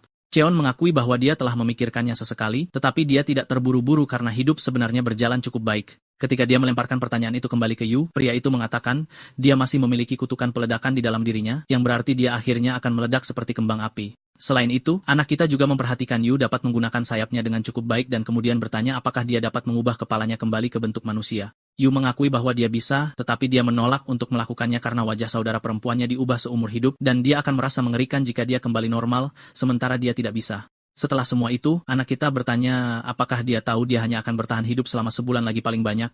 Yu terkejut bahwa dia tahu itu, dan Birdhead mengingat kembali waktunya setelah dia meninggalkan bumi. Dia berlatih tanpa henti untuk mengembangkan cukup mana untuk bertahan hidup dari energi iblis. Semuanya baik-baik saja untuk sementara waktu ketika sihirnya dan energi dunia iblis tetap seimbang satu sama lain. Tetapi suatu hari, energi itu merajalela di dalam saudara perempuannya dan merusak lubang mananya dengan parah. Saat mencoba mengendalikan kerusakan, dia akhirnya merusak intinya sendiri secara permanen juga. Sejak saat itu, dia hanya bertahan sementara saudara perempuannya selamat dengan buah tidur, menghabiskan sebagian besar hidupnya dalam tidur untuk memperlambat perkembangannya. Saat itulah Cheyenne ingat bahwa akar mandragora dapat dibuat menjadi obat yang mampu menyembuhkan lubang mana apapun tidak peduli seberapa rusaknya. Di tempat lain, di sebuah ruangan yang remang-remang, buah-buahan berserakan di lantai, sementara saudara perempuan Birdhead duduk diam sendirian. Awalnya, dia gemetar pelan kesakitan, tetapi segera energi iblis melonjak di luar kendali, sepenuhnya mengambil alih tubuhnya saat dia kehilangan dirinya karenanya. Kembali bersama para pria, Yu terpana mendengar bahwa dia dan saudara perempuannya benar-benar dapat diselamatkan dari kondisi mereka yang tidak dapat disembuhkan. Orang kita mengungkapkan bahwa setelah Yu pergi, dia mempelajari alkimia dan belajar bagaimana menyembuhkan kerusakan pada lubang mana menggunakan air yang direbus dengan akar mandragora. Dijelaskan bahwa sementara akar hanya membentuk sebagian kecil dari tanaman, mereka mengandung hampir seluruh kekuatan hidupnya, membuat mereka sangat kuat. Keon tidak pernah membayangkan tanaman yang dia tanam hanya untuk bersenang-senang akan ternyata sangat berharga. Dia bahkan menawarkan untuk membuat ramuan itu sendiri, karena Yu tidak dapat melakukan perjalanan ke dunia manusia untuk menemukan seorang alkemis. Sebagai gantinya, dia meminta pria itu untuk menjaga kedua orang yang bodoh yang akan dia tinggalkan. Sebelum berangkat, dia bertanya kepada Yu apa yang bisa dia bayar, dan karena pria itu tidak punya uang, dia menawarkan ransel yang penuh sesak dengan barang-barang yang biasanya dibawa oleh para pemburu. Dengan itu, anak kita kembali ke bumi, dan meminta teman seumur hidupnya, Bong, untuk membantunya menemukan seorang alkemis yang terampil. Bong Su ingat bahwa cabang baru dibuka di daerah kumuh sekitar setahun yang lalu. Saat anak itu membicarakannya, Cheon memperhatikan karung pasir yang diikatkan ke lengannya, dan Bong Sou dengan bangga menjelaskan bahwa dia menggunakannya untuk melatih tubuhnya. Anak laki-laki itu dengan berani mengakui bahwa dia ingin menjadi kuat seperti kakak laki-lakinya suatu hari nanti, seorang bos total yang dapat menyelam ke dunia iblis hanya dengan tinjunya. Di luar tempat itu, Bong Sou menjelaskan bahwa manajer baru di sana terkenal karena pekerjaannya yang sangat baik. Tetapi ketika tidak ada yang muncul, mereka melihat manajer itu sendiri, mondar-mandir dan tampak stres karena melewatkan pembayaran pinjamannya. Bong Sou langsung tahu bahwa pria malang itu dilecehkan oleh rentenir. Anak itu menghela nafas, mengatakan bahwa mengambil pinjaman di daerah kumuh hanyalah bagian yang diperlukan dari bisnis apapun. Manajer itu dulunya adalah pria yang sangat dihormati, setelah bekerja di cabang kota selama lebih dari 20 tahun dengan hasil yang solid. Tetapi kemudian entah dari mana, dia diturunkan pangkat dan dibuang ke daerah kumuh karena alasan yang tidak bisa dijelaskan oleh siapapun. Menurut Bong Su, mantan bosnya adalah bajingan paling serakah yang masih hidup, terkenal karena mengantongi dana yang dimaksudkan untuk mendukung daerah kumuh dan distrik lain. Dia menduga manajer itu dikeluarkan hanya karena berani melaporkan kejahatan para bajingan itu. Ngomong-ngomong, ketika manajer yang tampak lesu melihat Bong Su, wajahnya langsung berseri-seri. Anak itu dengan cepat mengatakan kepadanya bahwa kakak laki-lakinya sedang mencari seorang alkemis. Manajer, yang auranya saja membuatnya jelas bahwa dia seorang profesional, menepuk kepala Bong Sou dan dengan riang mengajak mereka berdua masuk. Sementara itu, di suatu tempat di dekatnya, seorang alkemis lain bosan karena bosnya tidak berguna dan bisnisnya telah mati selama berminggu-minggu. Gerutuannya berhenti tiba-tiba ketika manajer masuk bersama Cheon dan memerintahkan asisten manajer untuk membawakan mereka minuman. Tapi anak kita melewatkan semua basa-basi dan langsung ke intinya. Dia mengatakan pria itu seharusnya dapat membuat air mana murni dari akar mandragora karena dia adalah seorang alkemis peringkat A. Manajer itu terpana bahwa Keon tahu peringkatnya, dan mengakui dengan penyesalan yang jelas bahwa dia tidak memiliki bahan kelas tinggi seperti itu dalam stok. Saat itulah anak kita mengeluarkan akar mandragora yang memancarkan energi iblis begitu besar hingga terasa hidup. Kedua alkemis itu terpana dengan kesegarannya, seperti baru dipetik beberapa menit yang lalu. Untuk pembayaran, Cheon, dengan santai menjatuhkan bahan-bahan terbaik dari wilayah pesisir, membuat rahang mereka jatuh ke lantai. Setelah keduanya selesai mengagumi barang-barang langka itu, dia bertanya apakah itu cukup. Manajer tertawa, mengatakan itu lebih dari cukup dan pergi untuk menaksirnya. Melihat sekeliling ruangan, Cheon melihat akar mandragora lain, mengambang tak bernyawa di dalam botol air. Manajer mengklaim itu sudah lama mati atau begitulah yang dia kira. Anak kita menuangkan sedikit energi ke dalamnya, dan akar yang layu itu tiba-tiba bergerak-gerak. Mata manajer hampir keluar dari rongganya. Dengan frustrasi, manajer bersikeras bahwa dia telah menuangkan banyak mana ke dalam mandragora itu sebelumnya, tetapi tidak pernah bereaksi seperti itu. Tepat saat itu, pintu terbuka dengan keras, dan mantan bosnya masuk dengan kasar seolah-olah dia pemilik tempat itu. Tanpa membuang waktu sedetik pun, pria itu mulai mengejek kantor kosong yang lusuh itu. Pria itu mengejek bahwa dia mendengar tentang beberapa barang berkualitas tinggi yang muncul di sini. Sambil menggertakkan giginya, manajer Kim langsung menyadari bahwa asistennya yang tidak punya tulang punggung pasti telah menjualnya. Penyusup itu, Gi Jong-un, dengan sombong memperkenalkan dirinya sebagai kepala cabang kota emas, dan memberitahu Cheon bahwa dia akan diberi imbalan yang besar karena membawa bahan-bahan berharga seperti itu. Seringai arogannya dan tawa yang menyakitkan membuat Chaeun ingin menembaknya di wajah. Mengesampingkan itu, dia memperhatikan nama keluarga pria itu, dan bertanya apakah dia terkait dengan pemenang hadiah Nobel, Bok Deok-an. Mendengar itu, Gi Jong tertawa terbahak-bahak lagi dan dengan bangga menyatakan dirinya sebagai cucu dari orang hebat itu. Tetapi baginya, itu hanya menegaskan kecurigaannya bahwa korupsi mengalir deras dalam garis keturunan keluarga mereka. Pikirannya kembali ke masa Bok Deok mencambuk subjek percobaan hingga setengah mati, memperlakukan mereka seperti mereka kurang dari manusia. Kemarahan yang menggelegak di dalam dirinya akhirnya meledak. Gelombang aura besar meledak dari tubuhnya, mengguncang lantai dan memaksa Gi berlutut. Dia menatapnya dan meludah, bertanya apakah itu tradisi keluarga untuk menghancurkan orang di bawah kekuasaan mereka dan mencuri apapun yang mereka inginkan. Gemetar dalam penyangkalan, Gi Jong menuntut untuk tahu omong kosong apa yang dia bicarakan. Dengan mata menyala dan niat membunuh membanjiri ruangan, Cheon memperingatkannya untuk memilih kata-kata berikutnya dengan sangat hati-hati. Dengan nada dingin, dia bertanya apakah Lab TE masih beroperasi. Mendengar nama itu, Gi Jong mengerutkan kening dan bersikeras bahwa dia bahkan belum pernah mendengar tentang tempat seperti itu. Cheon menyipitkan matanya dan mengulangi pertanyaan itu, bertanya apakah dia benar-benar tidak tahu apa-apa tentang fasilitas eksperimen Chimera kakeknya. Tetapi Gi Jong mencemooh dan menyebut semuanya fitnah, mengklaim bahwa kakeknya melakukan penelitian yang dimaksudkan untuk memberi manfaat bagi umat manusia selama beberapa generasi. Dia dengan bangga menambahkan bahwa pria itu bahkan menyumbangkan seluruh kekayaannya kepada para korban insiden gerbang, itulah sebabnya dia menerima hadiah Nobel.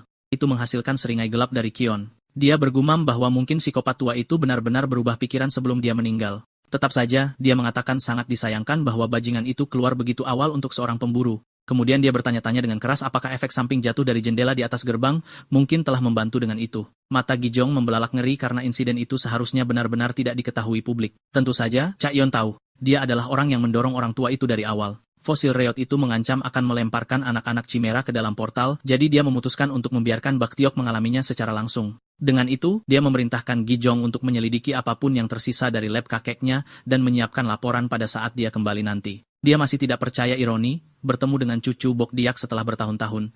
Dia baru berusia 9 tahun ketika ilmuwan yang sakit jiwa itu menculiknya. Setelah diubah menjadi senjata tanpa pikiran, yang bisa dia pikirkan hanyalah menyelesaikan perintah dan waktu berlalu sebelum dia menyadarinya. Sejauh yang dia tahu, lab mungkin beroperasi dengan nama yang sama sekali baru sekarang. Tepat saat itu, manajer Kim kembali membawa 2 botol berisi air mana murni hijau berkilauan. Kion benar-benar terkesan dengan seberapa cepat profesional peringkat A bekerja. Dengan sikap rendah hati dan jujurnya, manajer dengan hati-hati menghitung semua biaya material. Sebagai hadiah, pahlawan kita menawarkan kepadanya kontrak pribadi, di mana dia akan terus memasok bahan-bahan langka, dan alkemis akan menangani semua pembuatan bir. Tawarannya yang murah hati benar-benar membuat paman gemuk itu terpesona. Pria itu menangis bahagia ketika dia menyadari bahwa dia akhirnya dapat membeli kembali gedungnya dan melunasi semua pinjaman yang membebaninya. Ketika Cheon bertanya mengapa dia tiba-tiba menangis, manajer itu membuka diri tentang masa lalunya yang sulit di daerah kumuh. Orang tuanya telah mengambil pinjaman besar sehingga dia bisa belajar meskipun mereka hampir tidak mampu membeli makanan. Dia bekerja tanpa henti untuk membayarnya kembali, tetapi apapun pekerjaan yang dia ambil, itu tidak pernah cukup. Anak kita meyakinkannya bahwa mulai sekarang, dia akan selalu memiliki pekerjaan yang menunggunya, lalu memutuskan untuk kembali, berharap tidak ada hal buruk yang terjadi saat dia pergi. Tapi hidup jarang berjalan seperti yang kita inginkan. Kembali di dunia lain, saudara perempuan Yu akhirnya kehilangan kendali. Dia menolak untuk melawan balik, mencoba berunding dengannya, dan memohon padanya untuk kembali sadar. Mencengkeram wajahnya, dia melemparkannya ke seberang ruangan seperti bola bowling. Untuk sesaat, dia terbaring tak bergerak, berpikir ini mungkin akhir baginya. Tetapi segera setelah dia melihat Kim dan Gu di atasnya, dia ingat janji yang dia buat untuk melindungi mereka. Kekuatan membanjiri kembali ke tubuhnya, dan dia melompat beraksi sekali lagi. Dia terbang langsung ke saudara perempuannya, bertekad untuk mengakhiri penderitaannya dan mengharapkan kebahagiaannya di kehidupan selanjutnya. Sebelum saudara kandung itu terhubung, pria saya Crash mendaratkan ubur-ubur terbangnya tepat di antara mereka, memecah pertarungan dengan cara yang dramatis. Birdman tertegun sejenak, tetapi itu dengan cepat berubah menjadi amarah ketika dia menyadari sahabatnya baru saja menabrak adik perempuannya dengan kendaraannya. Mengesampingkan itu untuk saat ini, dia menuntut untuk tahu apakah dia beruntung dengan ramuan itu. Dengan seringai percaya diri, pahlawan kita mengangkat 2 botol hijau bercahaya seperti yang dijanjikan. Malam itu, kelompok itu menetap setelah makan malam yang lezat. Saudara perempuan Yo, Gia, perlahan bangun di samping Kim dan bertanya-tanya apakah dia bermimpi atau apakah ini adalah alam baka. Memalingkan kepalanya, dia melihat saudara laki-lakinya, dan orang asing duduk di dekat api unggun. Ketika Cheon melirik ke arahnya, dia panik, tidak yakin siapa dia atau mengapa dia dikelilingi oleh wajah-wajah yang tidak dikenal. Birdhead berbalik dengan senyum hangat dan menyuruhnya untuk memeriksa lubang mananya, dan yang pasti, itu sepenuhnya diperbaiki dan lebih kuat dari sebelumnya. Dia juga menyadari bahwa wajahnya adalah manusia lagi. Ketika Gia menoleh ke saudara laki-lakinya untuk bertanya siapa orang asing itu, Yu dengan menggoda bertanya apakah dia benar-benar tidak tahu ketika anak laki-laki yang ingin dia lihat begitu lama berdiri tepat di depannya. Ketika kebenaran akhirnya menghantamnya, dia benar-benar hancur, bertanya apakah dia benar-benar nomor 17. Yu menegaskannya, mengatakan bahwa dia menyelamatkan hidup mereka lagi. Sementara itu, anak kita tidak menghiraukan momen emosional mereka dan bertanya apakah mereka kehabisan lumut merah lagi. Mengabaikan kepribadiannya yang dingin seperti biasanya, Gia perlahan melepas topengnya untuk pertama kalinya dalam bertahun-tahun dan dengan tulus berterima kasih kepadanya dari lubuk hatinya. Tepat saat itu, Kim menjadi sangat terpikat oleh peri laut dalam emas yang bersinar di permukaan air. Gia menjelaskan bahwa, jika Anda mengikuti mereka pulang, setelah matahari terbit, Anda dapat menemukan kuarsa kuning di dekat sarang mereka. Pengingat tiba-tiba, itu membuat pahlawan kita yang dingin dan kalkulatif menyadari bahwa dia benar-benar lupa bahwa menemukan mineral itu adalah alasan utama dia datang ke sini sejak awal. Kembali di dunia manusia, bawahan direktur melaporkan bahwa beberapa pemburu gagal memulihkan makhluk mesin itu. Yang mereka tahu adalah saat ini bersembunyi di suatu tempat di wilayah pesisir. Direktur bingung dengan hal itu, jadi anak buahnya menjelaskan bahwa semua pemburu peringkat A yang pergi ke sana kembali tanpa ingatan tentang tempat itu. Namun, pelacak mereka masih berhasil mendeteksi target. Kemudian telepon direktur bergetar dan di ujung sana ada Gizong-an yang sangat marah. Tanpa membuang waktu sedetik pun, dia menuntut untuk tahu apakah direktur pernah mendengar tentang lab TDA. Direktur langsung menolak untuk mendengar apapun tentang lab seperti itu. Jadi Gijong mulai menguraikan setiap detail busuk yang dia tahu, tetapi Direktur Mayang memotongnya dengan cepat. Dia mengklaim Profesor Baktiak mengajarinya untuk selalu mengikuti penelitian yang jujur dan melayani umat manusia. Dia bersumpah atas nama orang tua itu bahwa dia belum melupakan pelajaran itu, lalu berkata dia sibuk dan mengakhiri panggilan. Tepat setelah menutup telepon, pria itu mulai panik. Dia tidak dapat mengetahui bagaimana cucu dari profesor tidak berguna itu bahkan tahu tentang lab ketika setiap catatan telah dihapus. Sebelum dia bisa berpikir terlalu banyak, seorang ilmuwan masuk ke kantor dengan sebuah tas yang bergetar karena kegembiraan. Dia melaporkan bahwa percobaan untuk menggabungkan mandragora dengan merkuri adalah sukses besar. Mereka akhirnya menciptakan mandragora logam cair yang dia inginkan. Saat direktur melihatnya, si mesum itu merinding di punggungnya. Dia senang karena mandragora membentuk ikatan yang kuat secara alami, dan logam cair memiliki sifat yang sama. Menggabungkan kedua sifat tersebut menjadi chimera, berarti dia akhirnya memiliki makhluk yang dapat melacak ciptaan mekanisnya yang paling berharga, Kim. Jadi dia memerintahkan bawahannya untuk menaikkan hadiah untuk pemburu peringkat A dan bersumpah untuk memastikan ciptaan terbaiknya ditemukan apapun yang terjadi. Sementara itu, Yu bersantai di pantai dekat tempat Cheon. Tadi malam, anak kita mengundang Yu dan saudara perempuannya untuk tinggal bersamanya untuk sementara waktu. Dia bahkan berjanji dia memiliki juru masak profesional yang menunggu, tetapi Yu lebih terkejut bahwa dia benar-benar tinggal di alam iblis sekarang. Anak kita meyakinkannya bahwa itu adalah tempat yang cukup santai begitu Anda terbiasa dengan suasananya. Kamu kemudian bertanya mengapa dia memilih untuk tinggal di sana ketika dia selalu bisa kembali ke bumi. Bro hanya menatapnya dan bertanya apakah dia serius ingin kembali ke dunia terkutuk itu. Birdhead mengakui kehidupan di bumi tidak pernah baik untuknya atau saudara perempuannya, tetapi dia masih ingin melihat apakah keadaan telah berubah. Mendengar itu, anak kita mengatakan kepadanya mungkin saja karena dia punya ide yang akhirnya bisa menyembuhkan kutukan mereka. Dia menjelaskan bahwa ada seorang alkemis yang sangat berbakat yang dia temui kembali di bumi. Manajer Kim mungkin saja dapat menemukan obatnya jika mereka memberinya waktu untuk mempelajari kutukan mereka. Setelah beberapa saat hening, Yu tiba-tiba mulai menangis. Dia bertanya kepada Cheon mengapa dia selalu begitu baik kepadanya dan saudara perempuannya ketika mereka tidak pernah melakukan apapun untuknya. Anak kita mengatakan kepadanya bahwa dia membantu mereka karena dia pikir itu mungkin membantunya menemukan jawaban sendiri. Dia menghabiskan bertahun-tahun bertanya-tanya, apakah ada sesuatu yang lebih penting dalam hidup daripada hanya mencoba bertahan hidup. Kembali padamu di pantai, Jia terbang keluar dari laut memegang dua tali raksasa di tangannya. Dia melemparkan satu ke arah saudara laki-lakinya dan menyuruhnya untuk menarik dengan sekuat tenaga. Dia menarik dengan seluruh kekuatannya, tetapi bahkan kemudian dia berjuang di bawah berat yang gila itu. Ternyata dia menyeret jaring besar yang diisi dengan sejumlah besar kristal kuarsa. Dia tidak percaya anak kita menambang semua itu dalam satu hari. Sementara itu, Chaeyon merasa segar karena dia sudah lama tidak berenang dengan benar. Di sisi lain, Kim gatal untuk menyelam lagi karena rumah peri laut di bagian bawah sangat indah.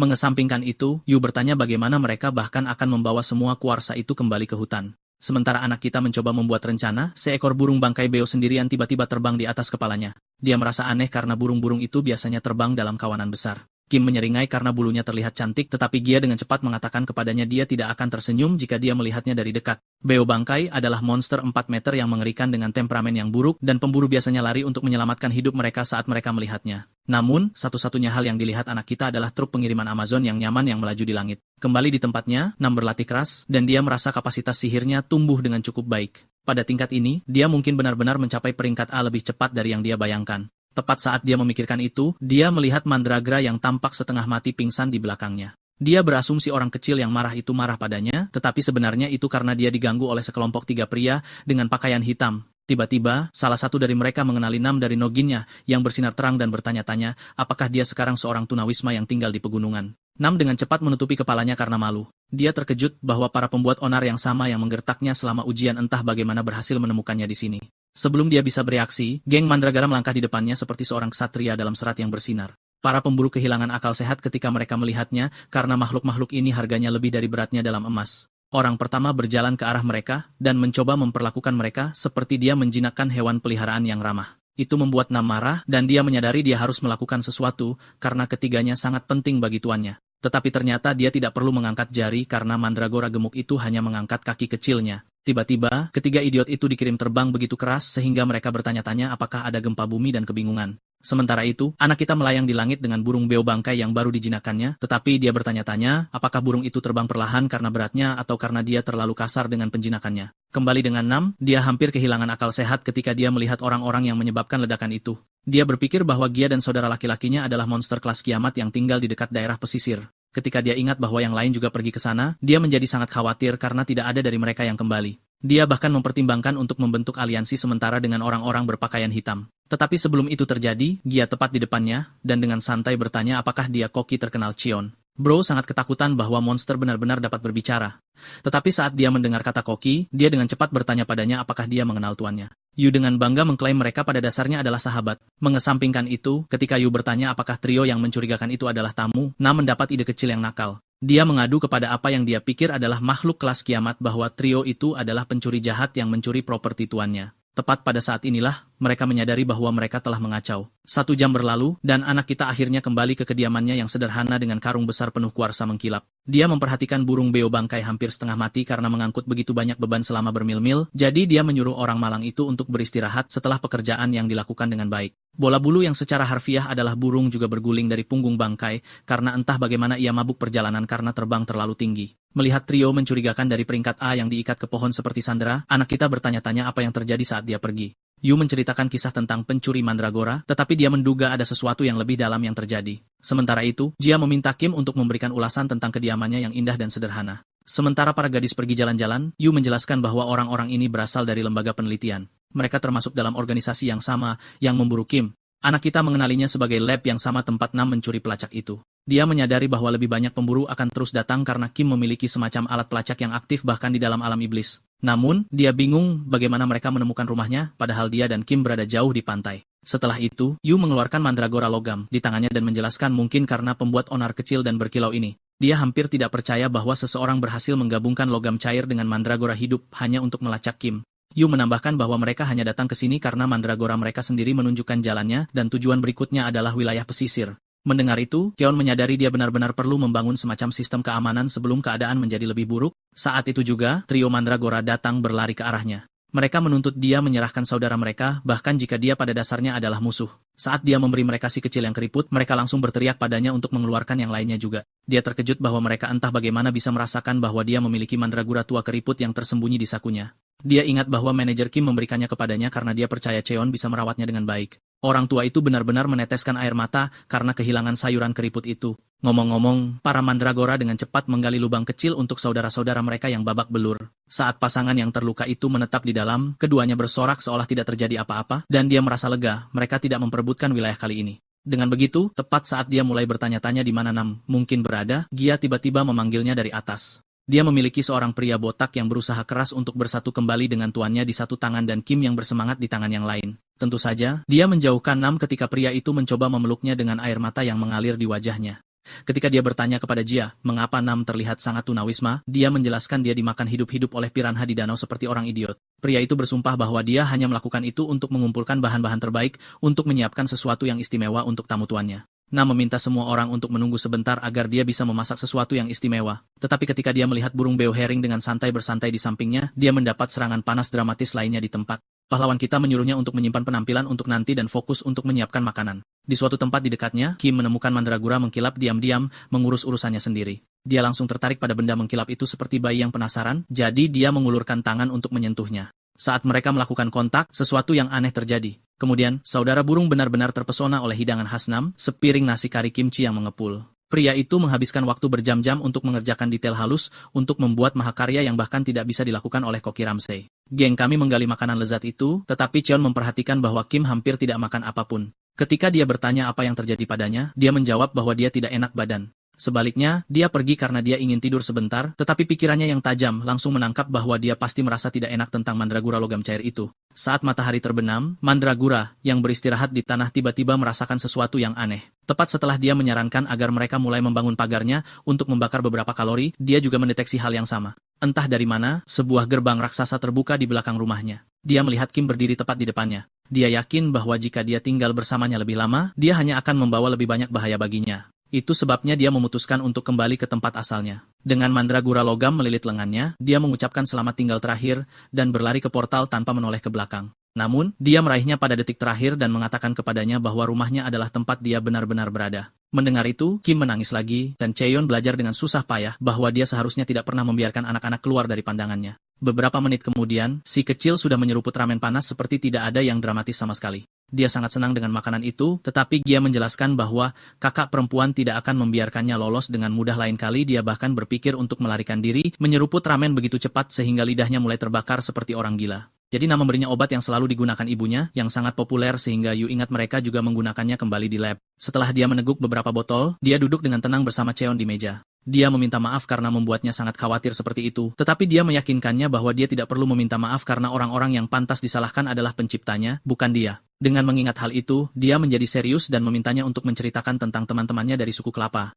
Lagi pula, dia tidak ingin menyakiti siapapun yang benar-benar baik padanya ketika dia menggerebek lembaga penelitian. Kim menceritakan semua yang dia tahu, dan dia bahkan tidak repot-repot bertanya tentang lokasi yang tepat karena Nam sudah cukup mengetahuinya. Sementara itu, pria botak itu bersiap untuk membalas dendam pada sampah peringkat A.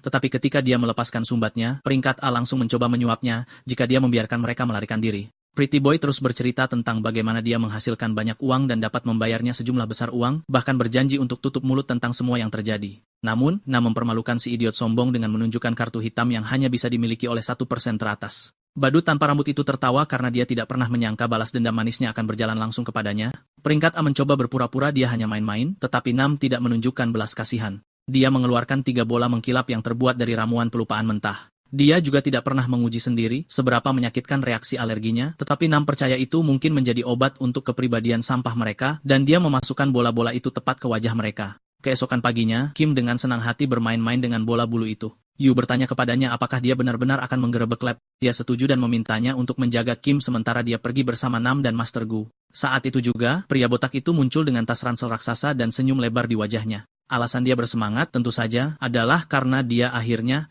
akan bertemu dengan seorang alkemis tingkat atas. Orang itu mungkin saja memiliki obat untuk penyakit seumur hidupnya. Melihat itu, Gia menunjukkan bahwa mereka terlalu mencolok dan setidaknya harus menutupi wajah mereka. Nam tidak tertarik pada awalnya, tetapi pendapatnya langsung berubah ketika dia melihat Ratu Mutlak bersembunyi di balik topeng. Sayangnya baginya, dia memberikan topengnya kepada dia meskipun itu bahkan tidak cocok untuknya. Itu adalah saat yang tepat ketika dia menyadari bahwa dia jatuh cinta pada pandangan pertama. Seperti seorang cat mutlak, dia mengatakan kepadanya bahwa dia bukan tipe orang yang main-main, dan dia bersungguh-sungguh ketika dia mengatakannya. Tanpa ragu sedikit pun, dia bertanya padanya tipe pria seperti apa dirinya. Yu dan Chey-an mengambil popcorn karena plotnya semakin pedas. Jia juga tidak suka main-main, jadi dia berpikir keras dan dalam untuk waktu yang lama. Setelah ketegangan dramatis, dia mengatakan bahwa dia mungkin harus sangat flamboyan, pandai menari, dan memiliki banyak bulu tebal.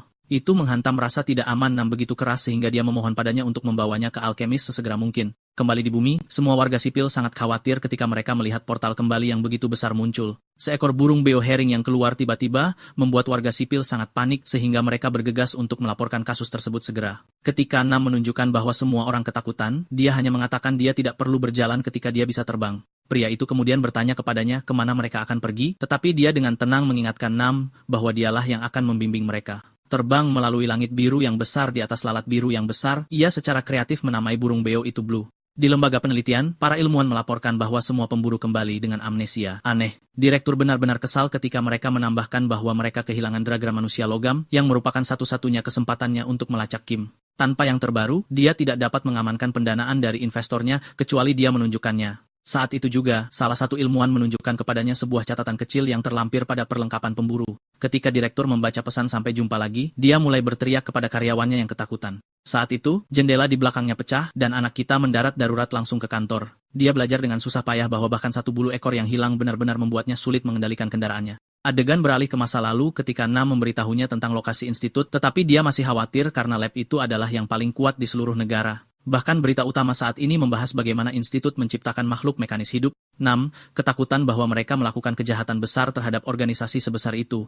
Namun, sikap tenang senseinya memberinya sedikit kepercayaan diri. Itu sampai dia menyadari salah satu bulu ekornya hilang. Anak kita menjelaskan bahwa sudah seperti itu sejak dia menemukan Blue. Rupanya, bulu yang hilang itu adalah alasan mengapa Blue diserang dan akhirnya dipaksa keluar dari komunitasnya. Sejak dia menyelamatkannya dari semua burung bangkai lainnya, Blue tampak anehnya bahagia. Setelah terbang beberapa waktu, mereka akhirnya melihat institut penelitian jauh di pegunungan. Dia memerintahkan Blue untuk melaju dengan kecepatan penuh tanpa berbelok. Burung beo itu bergerak dan terbang lurus ke lab seperti jet tempur tanpa rasa takut. Sekarang di ruang pertemuan, para ilmuwan bertanya-tanya apakah Elon memulai Perang Dunia Ketiga atau semacamnya. Begitu debu mengendap, salah satu dari mereka melihat dari dekat Blue, dan itu membuatnya sangat ketakutan. Kemudian mereka semua terbungkus benang. Ketika Nam bertanya, mengapa mereka tidak masuk dari pintu depan, dia menjawab bahwa dia datang langsung ke lantai atas karena disinilah direktur tinggal. Para ilmuwan panik dan bertanya siapa dia, jadi dia menyatakan bahwa dia adalah penjaga Kimnari. Saat itu, anak kita mendeteksi mana gelap aneh yang mengalir di udara, dan dia menyadari ada seseorang yang sangat berbahaya di sini. Adegan beralih ke menara asosiasi pemburu, di mana Presiden Lei memperingatkan cucunya yang kurang ajar untuk segera mengunci diri. Anak itu berpendapat bahwa dia melakukannya dengan cukup baik dibandingkan dengan kakeknya yang tidak pernah naik di atas peringkat C sepanjang hidupnya. Dia sudah berada di peringkat yang sama, di usia 20-an. Cucu yang tidak berguna itu meminta kakeknya untuk memberinya lebih banyak uang saku. Orang tuanya menyesal memanjakannya karena anak itu menolak untuk mewarisi posisinya bahkan ketika dia berusia di atas 80 tahun. Kembali di masa kecilnya, dia bermimpi menyelamatkan orang lain seperti pemburu heroik di TV. Tapi sekarang, semua pahlawan itu menolak untuk melakukan misi apapun yang terdengar berbahaya. Mereka hanya bekerja ketika itu memberi mereka uang yang baik. Karena itu, Chimera dibuat sehingga mereka tidak perlu membahayakan nyawa mereka sendiri. Tetapi sekarang laboratorium penghasil Chimera itu mengenakan biaya yang sangat mahal, jadi wilayah yang tidak mampu membayarnya benar-benar rentan. Presiden percaya bahwa tugas asosiasi adalah memastikan kehidupan orang tidak bergantung pada apakah mereka dapat membayar atau tidak. Itu sebabnya, kursi presiden adalah posisi yang paling penting. Tetapi semua pemburu yang mencoba menggantikannya adalah bajingan serakah. Jika asosiasi jatuh di bawah kendali orang yang salah, mereka dapat menciptakan mafia pemburu yang belum pernah terlihat sebelumnya. Keinginan terakhir orang tua itu adalah agar cucunya yang berbakat mengambil alih. Dia tidak pernah memiliki kekuatan untuk mengubah apapun karena menjadi peringkat C yang lemah sepanjang hidupnya. Mendengar itu, cucunya tiba-tiba tersentak. Tetapi sebelum dia dapat mengatakan apapun, seorang pria dengan mendesak melaporkan bahwa ada burung beo bangkai yang terbang di sekitar daerah kumuh. Ketika presiden bertanya siapa yang mengurusnya, pria itu mengatakan bahwa tidak ada pemburu yang mengambil pekerjaan itu. Itu benar-benar membuatnya kesal, karena mereka semua tahu pekerjaan di daerah kumuh tidak akan membayar apapun. Presiden memerintahkannya untuk memberitahu semua lab Chimera, dan menyatakan dia akan melakukannya dengan tangannya sendiri. Anehnya, cucunya Bayek mengatakan dia ingin ikut juga. Kembali di lab, Keon menyadari mana yang tidak menyenangkan berasal dari seorang ilmuwan berambut putih. Dia tidak menunjukkan belas kasihan, langsung memotong bahaya dengan benangnya. Namun, tubuh ilmuwan itu tiba-tiba berubah menjadi logam cair. Nam menatap ngeri pada Chimera yang berpura-pura menjadi manusia. Bahkan anak buah pria itu terkejut karena mereka tidak pernah menyadari bahwa dia sebenarnya adalah Chimera. Tubuh Direktur Mayong berubah menjadi monster yang menyeramkan. Dia menjadi marah pada anak kita yang mengubah labnya yang berharga menjadi berantakan. Saat direktur menggesekkan cakar logamnya ke arahnya, dia menyadari logam cair itu hampir sama dengan milik Kim. Namun, tidak ada bagian mekanisnya, yang berarti dia menguji semuanya pada tubuhnya sendiri. Saat itu, Master Gu mengatakan kepadanya bahwa dia sekarang dapat membaca pikiran Direktur Mayang. Keon tiba-tiba melihat kilatan tajam dari ingatan pria bengkok itu. Di sudut terdalam dan tergelap dari labnya, Direktur menyuntikkan anak-anak dengan segala macam hal yang tidak stabil. Dia melakukan semuanya untuk melampaui apapun yang pernah dicapai manusia, bahkan melampaui tuannya yang sosiopat, Bok Deok-an. Setelah dia mengetahui bahwa bajingan itu membunuh banyak anak untuk keuntungannya sendiri, pahlawan kita menjadi marah dan menghancurkan wajahnya tanpa ragu-ragu. Direktur yang hancur itu hanya menjawab bahwa anak-anak di daerah kumuh bahkan kurang berharga daripada tikus selokan. Menjadi bagian dari eksperimennya seharusnya menjadi kehormatan bagi mereka. Tidak menyadari Cheon dapat mendengar setiap pikiran dengan membaca pikiran Gu, ilmuwan gila itu berpikir dia dapat mencair dan dengan mudah melarikan diri. Tetapi anak kita memastikan dia menyadari kejahatannya di ruang siksaan. Gelombang kuat mana biru menggulung lempengan logam cair dan mengepaknya dengan rapi ke dalam sesuatu seperti pokeball. Setelah itu, dia beralih ke ilmuwan lain yang bertanya apakah mereka ingin berbicara atau disegel di dalam bolanya juga. Kemudian, Phoenix berbulu kita mengatakan kepadanya kisah lengkap Direktur Mayang. Pria itu adalah murid setia Baktiak sampai dia menjadi terlalu serakah. Dia tiba-tiba meninggalkan lab asli, dengan semua data tentang eksperimen biologis, sehingga dia bisa menjadi Chimera yang tidak pernah tua. Namun, yang menjadi perhatian Cheon adalah ingatan Myung sama sekali tidak memiliki apapun tentang lab TDA. Tetap saja, dia senang bahwa dia setidaknya menyingkirkan perangkat yang digunakan Institut Myung untuk melacak Kim. Dia sudah menyuruh Nam dan Blue untuk merawat para ilmuwan lainnya dengan baik. Jadi sekarang satu-satunya hal yang tersisa untuk dihadapi adalah eksperimen terburuk direktur kotor itu. Dia menerobos gerbang baja tebal dengan tendangan. Di dalam, dia menemukan sel, yang tak terhitung jumlahnya, dipenuhi dengan chimera yang mati. Gu tidak percaya bahwa psikopat itu benar-benar mengawetkan tubuh anak-anak untuk keperluan penelitian. Melihat anak-anak itu mengingatkan Cheon tentang saat ketika Lab TDE menyiksanya. Pada akhirnya, mereka selalu memastikan dia tetap hidup karena dia adalah sapi perah emas mereka. Dia memutuskan anak-anak pantas untuk akhirnya beristirahat dengan tenang. Tiba-tiba, makhluk seperti rubah kecil keluar karena mencium sesuatu yang familiar. Dia langsung mengenali bahwa dia adalah salah satu teman Kim, jadi dia dengan lembut bertanya kepada si kecil apakah dia tahu sesuatu tentang makhluk mekanis. Rubah itu bersemangat ketika dia menyadari mereka tahu tentang Kim dan dengan cepat bertanya apakah dia baik-baik saja. Ketika dia mengatakan kepadanya bahwa dia akhirnya menikmati hidup di alam iblis bersamanya, matanya dipenuhi dengan air mata hangat. Dia mengatakan dia telah menunggu Kim untuk kembali selama ini, dan dia lega bahwa dia masih hidup. Saat itu juga, dua lagi teman Kim yang tersembunyi keluar dari balik pintu. Mereka juga diikuti oleh 4 ekor tupai yang bahkan tidak pernah dia dengar. Ketika dia bertanya apakah ada yang tersisa, Foxy menjelaskan bahwa semua orang lain telah dijual atau dihilangkan secara diam-diam. Setelah mendengar itu, dia membuka portal ke alam iblis, memberi para chimera yang selamat tempat di mana mereka dapat hidup dengan bebas dan aman. Tak lama setelah itu, Presiden Lei dan cucunya tiba di Institut Penelitian. Mereka membeku, ketika mereka menyadari target sebenarnya chimera adalah laboratorium, bukan daerah kumuh terdekat. Saat asap mengepul dari reruntuhan, Beck melihat burung beo bangkai terbang di atas. Kemudian dia melihat sesuatu yang lebih aneh karena seorang pria bertopeng menungganginya, seperti sedang bermain Minecraft yang dimodifikasi. Sementara itu, anak kita dengan tenang bertanya kepada Nam, apakah dia menangani semua peneliti. Anjingnya yang setia mengkonfirmasi bahwa dia telah memindahkan setiap orang dari mereka ke lokasi yang aman.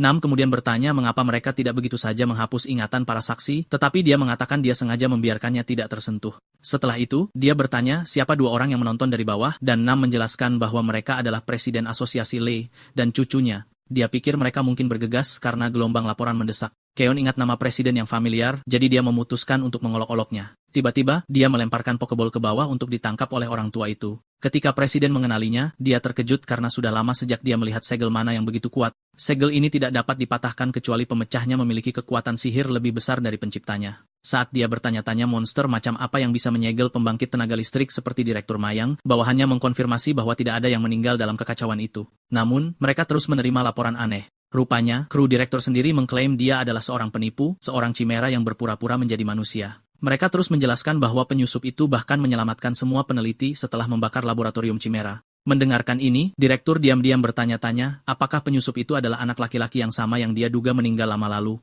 Tinggi di awan, pahlawan kita memutuskan bahwa mereka akan kembali langsung ke alam iblis tanpa penundaan lagi. Meskipun Nam ingin kepalanya yang mulus diperiksa dengan benar, sulit untuk tetap di bumi dengan asosiasi yang melacak mereka. Malam itu, manajer Kim terbangun oleh suara keras di luar pintunya. Dia keluar, bertanya-tanya siapa yang mungkin berkunjung pada jam itu. Di sana, dia menemukan seorang pecandu narkoba di tanah dengan topeng hitam yang setengah menutupi wajahnya. Adegan horor itu hampir membuat jiwa keluar dari pria malang itu, tetapi suara familiar Cheon menenangkannya. Pria yang ketakutan itu bertanya mengapa dia tiba-tiba berkunjung di tengah malam. Dengan senyum hangat dan meyakinkan, anak kita mengatakan sudah waktunya baginya untuk melihat alam iblis. Kembali di kediamannya yang sederhana, Kim dan saudara-saudara burung mulai mengerjakan rencana untuk membangun pagar menggunakan semua kuarsa dan kristal cahaya yang tergeletak di sekitar. Anak kecil itu terpesona ketika Yu membuat lampu dengan menampar kuarsa berongga di atas kristal cahaya yang gemuk. Beberapa saat kemudian, sebuah portal terbuka di belakang mereka, dan Kim langsung berpikir Cheon telah kembali. Sebaliknya, semua chimera dari Institut Penelitian berjatuhan keluar dari portal dan menumpuk di atas satu sama lain seperti cucian.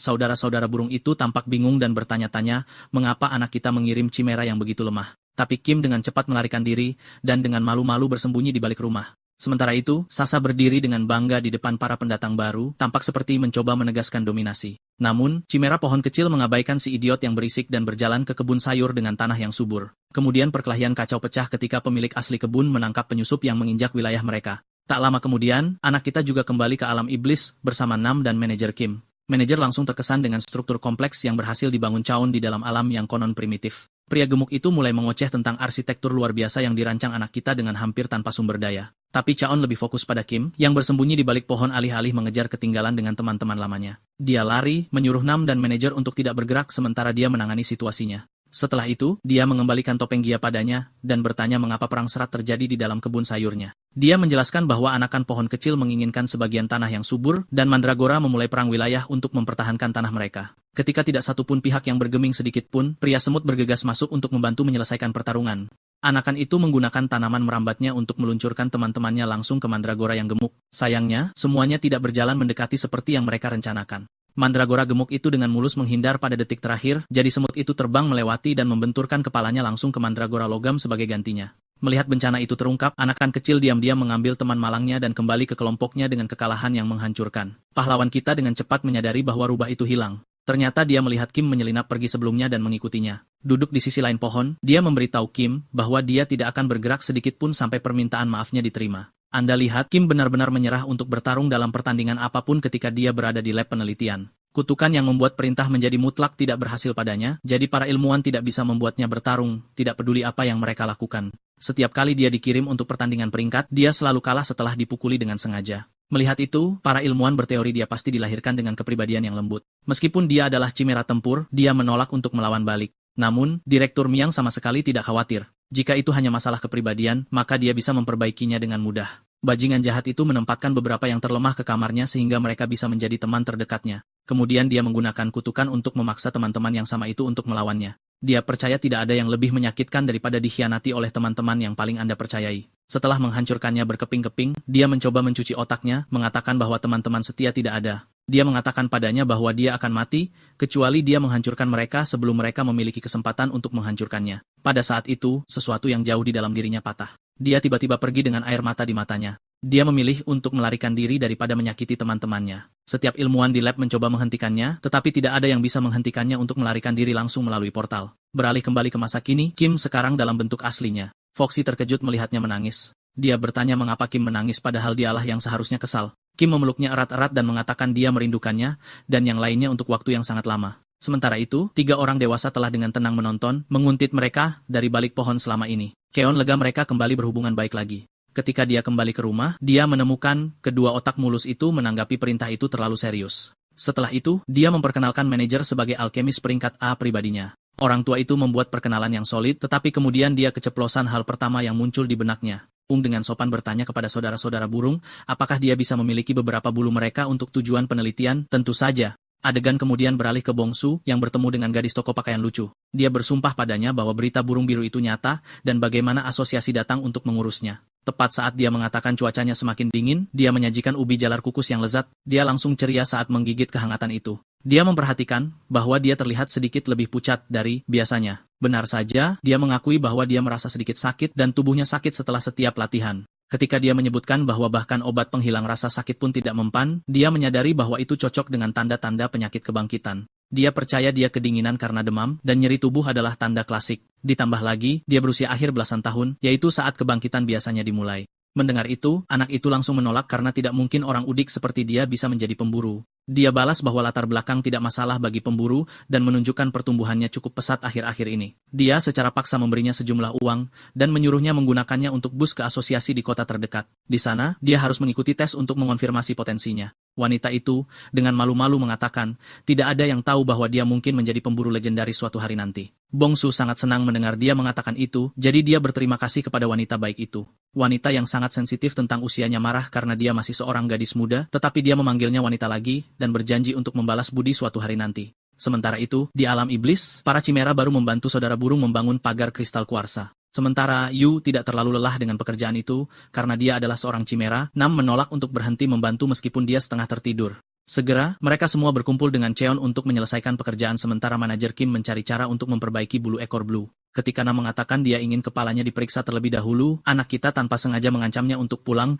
jika dia tidak bisa menunggu, yang membuat anak botak itu terdiam dengan cepat. Kemudian dia dengan tegas mengingatkan geng Cimera bahwa tidak ada yang bisa hidup gratis kecuali mereka memberikan kontribusi. Kemudian, Kim menemaninya dalam perjalanan untuk menyelesaikan sebagian pagar. Setelah dia memberitahunya apa yang ingin dia lakukan, dia bertanya kembali apakah dia berhubungan baik dengan teman-temannya sekarang. Gadis itu langsung membeku sebelum dengan malu-malu bertanya apakah dia benar-benar pergi ke suku kelapa untuk menyelamatkan teman-temannya. Dia menyadari bahwa dia tahu fakta bahwa dia tahu siapa dia sebenarnya. Kemudian dia dengan malu-malu mulai mengungkapkan bahwa dia sebenarnya tidak berasal dari suku kelapa. Tetapi Cheon mengatakan kepadanya jangan khawatir karena tidak ada yang akan mengejarnya di masa depan karena dia menangani segalanya. Tiba-tiba, dia mengejutkannya dengan mengatakan bahwa mereka bisa menjadikan rumah ini suku kelapa. Mereka masih membutuhkan nama yang tepat untuk keluarga yang berkembang, dan itu harus yang lucu, seperti kepribadiannya. Di malam berbintang yang gelap yang diterangi oleh pagar kuarsa yang bercahaya, dia berterima kasih kepadanya dengan air mata di matanya untuk semua yang telah dia lakukan. Setelah itu, dia berjalan kembali dengan keyakinan yang membara. Kamu dan yang lainnya mengawasi dengan cermat, terkejut bahwa pembicaraan itu berjalan sangat lancar. Nam memberitahunya bahwa pagar akhirnya selesai, dan terlihat luar biasa. Kim senang bahwa rumah itu berkilauan dan lucu. Foxy sangat merindukannya, jadi dia mengejutkannya dengan pelukan erat dan mulai menjilatnya seperti es krim. Blue juga mendapat inspirasi dan menabrak Cheon untuk memberinya pelukan besar. Ternyata bulu-bulunya tumbuh kembali sepenuhnya. Manajer akhirnya berhasil menyusul dan mengatakan bahwa tidak butuh waktu terlalu lama untuk perawatan itu berhasil. Rupanya, lumut merah yang diberikan anak kita kepadanya memiliki kemampuan penyembuhan yang sangat kuat. Melihat bulu-bulu megah di ekor Blue, harapan Nam untuk hari dia akhirnya menumbuhkan rambut meroket seketika. Tidak ingin melewatkan kesempatan yang lebih baik, dia dengan lancar menyelinap ke manajer. Ketika dia bertanya kepada pria itu apakah dia mungkin memiliki pengalaman dengan rambut rontok, pria itu benar-benar terkejut dia tahu tentang itu. Pria itu memberitahu Baldboy bahwa dia sebenarnya telah mengerjakan serum pertumbuhan rambut selama 10 tahun terakhir berturut-turut. Rupanya, itu adalah penyakit yang berusaha keras untuk disembuhkan oleh semua alkemis. Jadi manajer berjanji akan menghubungi Nam terlebih dahulu karena dia sangat membutuhkannya saat ini. Kepala botak Nam yang mengkilap langsung menghantam tanah. Dia membungkuk dalam-dalam kepada pria yang tangannya benar-benar memegang peluangnya untuk mendapatkan seorang gadis. Manajer kemudian memberitahu saudara burung bahwa dia menemukan sesuatu yang baru dari bulu mereka juga. Dia mencoba dengan hati-hati menjelaskan bahwa lingkaran sihir sangat sulit untuk dipecahkan, dan kutukan pada mereka sangat kompleks, dia belum pernah melihat yang seperti itu sebelumnya. Namun, dia percaya bahwa sejumlah besar buah mandragora dapat membantunya memecahkan kasus ini sepenuhnya. Mendengar itu, anak kita bertanya kepadanya apakah itu buah merah yang tumbuh secara alami di mandragora. Dia juga menjelaskan bahwa mereka sangat sulit didapatkan karena Anda hanya dapat memetiknya segar jika mandragora membiarkan Anda memetiknya. Plus, mereka harus membuat gubuk kecil karena makhluk kecil itu suka bersembunyi di lubang gelap agar aman dari pemangsa. Manajer Kim kagum dengan pengetahuannya yang tak ternilai tentang spesies tersebut. Keon mengakui bahwa dia memiliki sedikit sejarah dengan orang-orang kecil itu, sesuatu yang belum pernah dia bicarakan sebelumnya. Dia ingat saat ketika dia dikirim dalam sebuah misi. Mereka ingin menguji apakah dia bisa bertahan 10 hari penuh di alam iblis sendirian, tetapi misi itu terasa lebih seperti perjalanan santai ke gunung bersalju bagi seseorang seperti dia. Dia bahkan memutuskan dia harus mendaki sampai ke puncak hanya untuk bersenang-senang dan sedikit tantangan. Namun, di tengah jalan, dia tiba-tiba mendengar suara gemerisik di semak-semak terdekat. Ketika dia melihat ke dalam, dia melihat seorang mandragora kecil yang terluka berjuang untuk bergerak.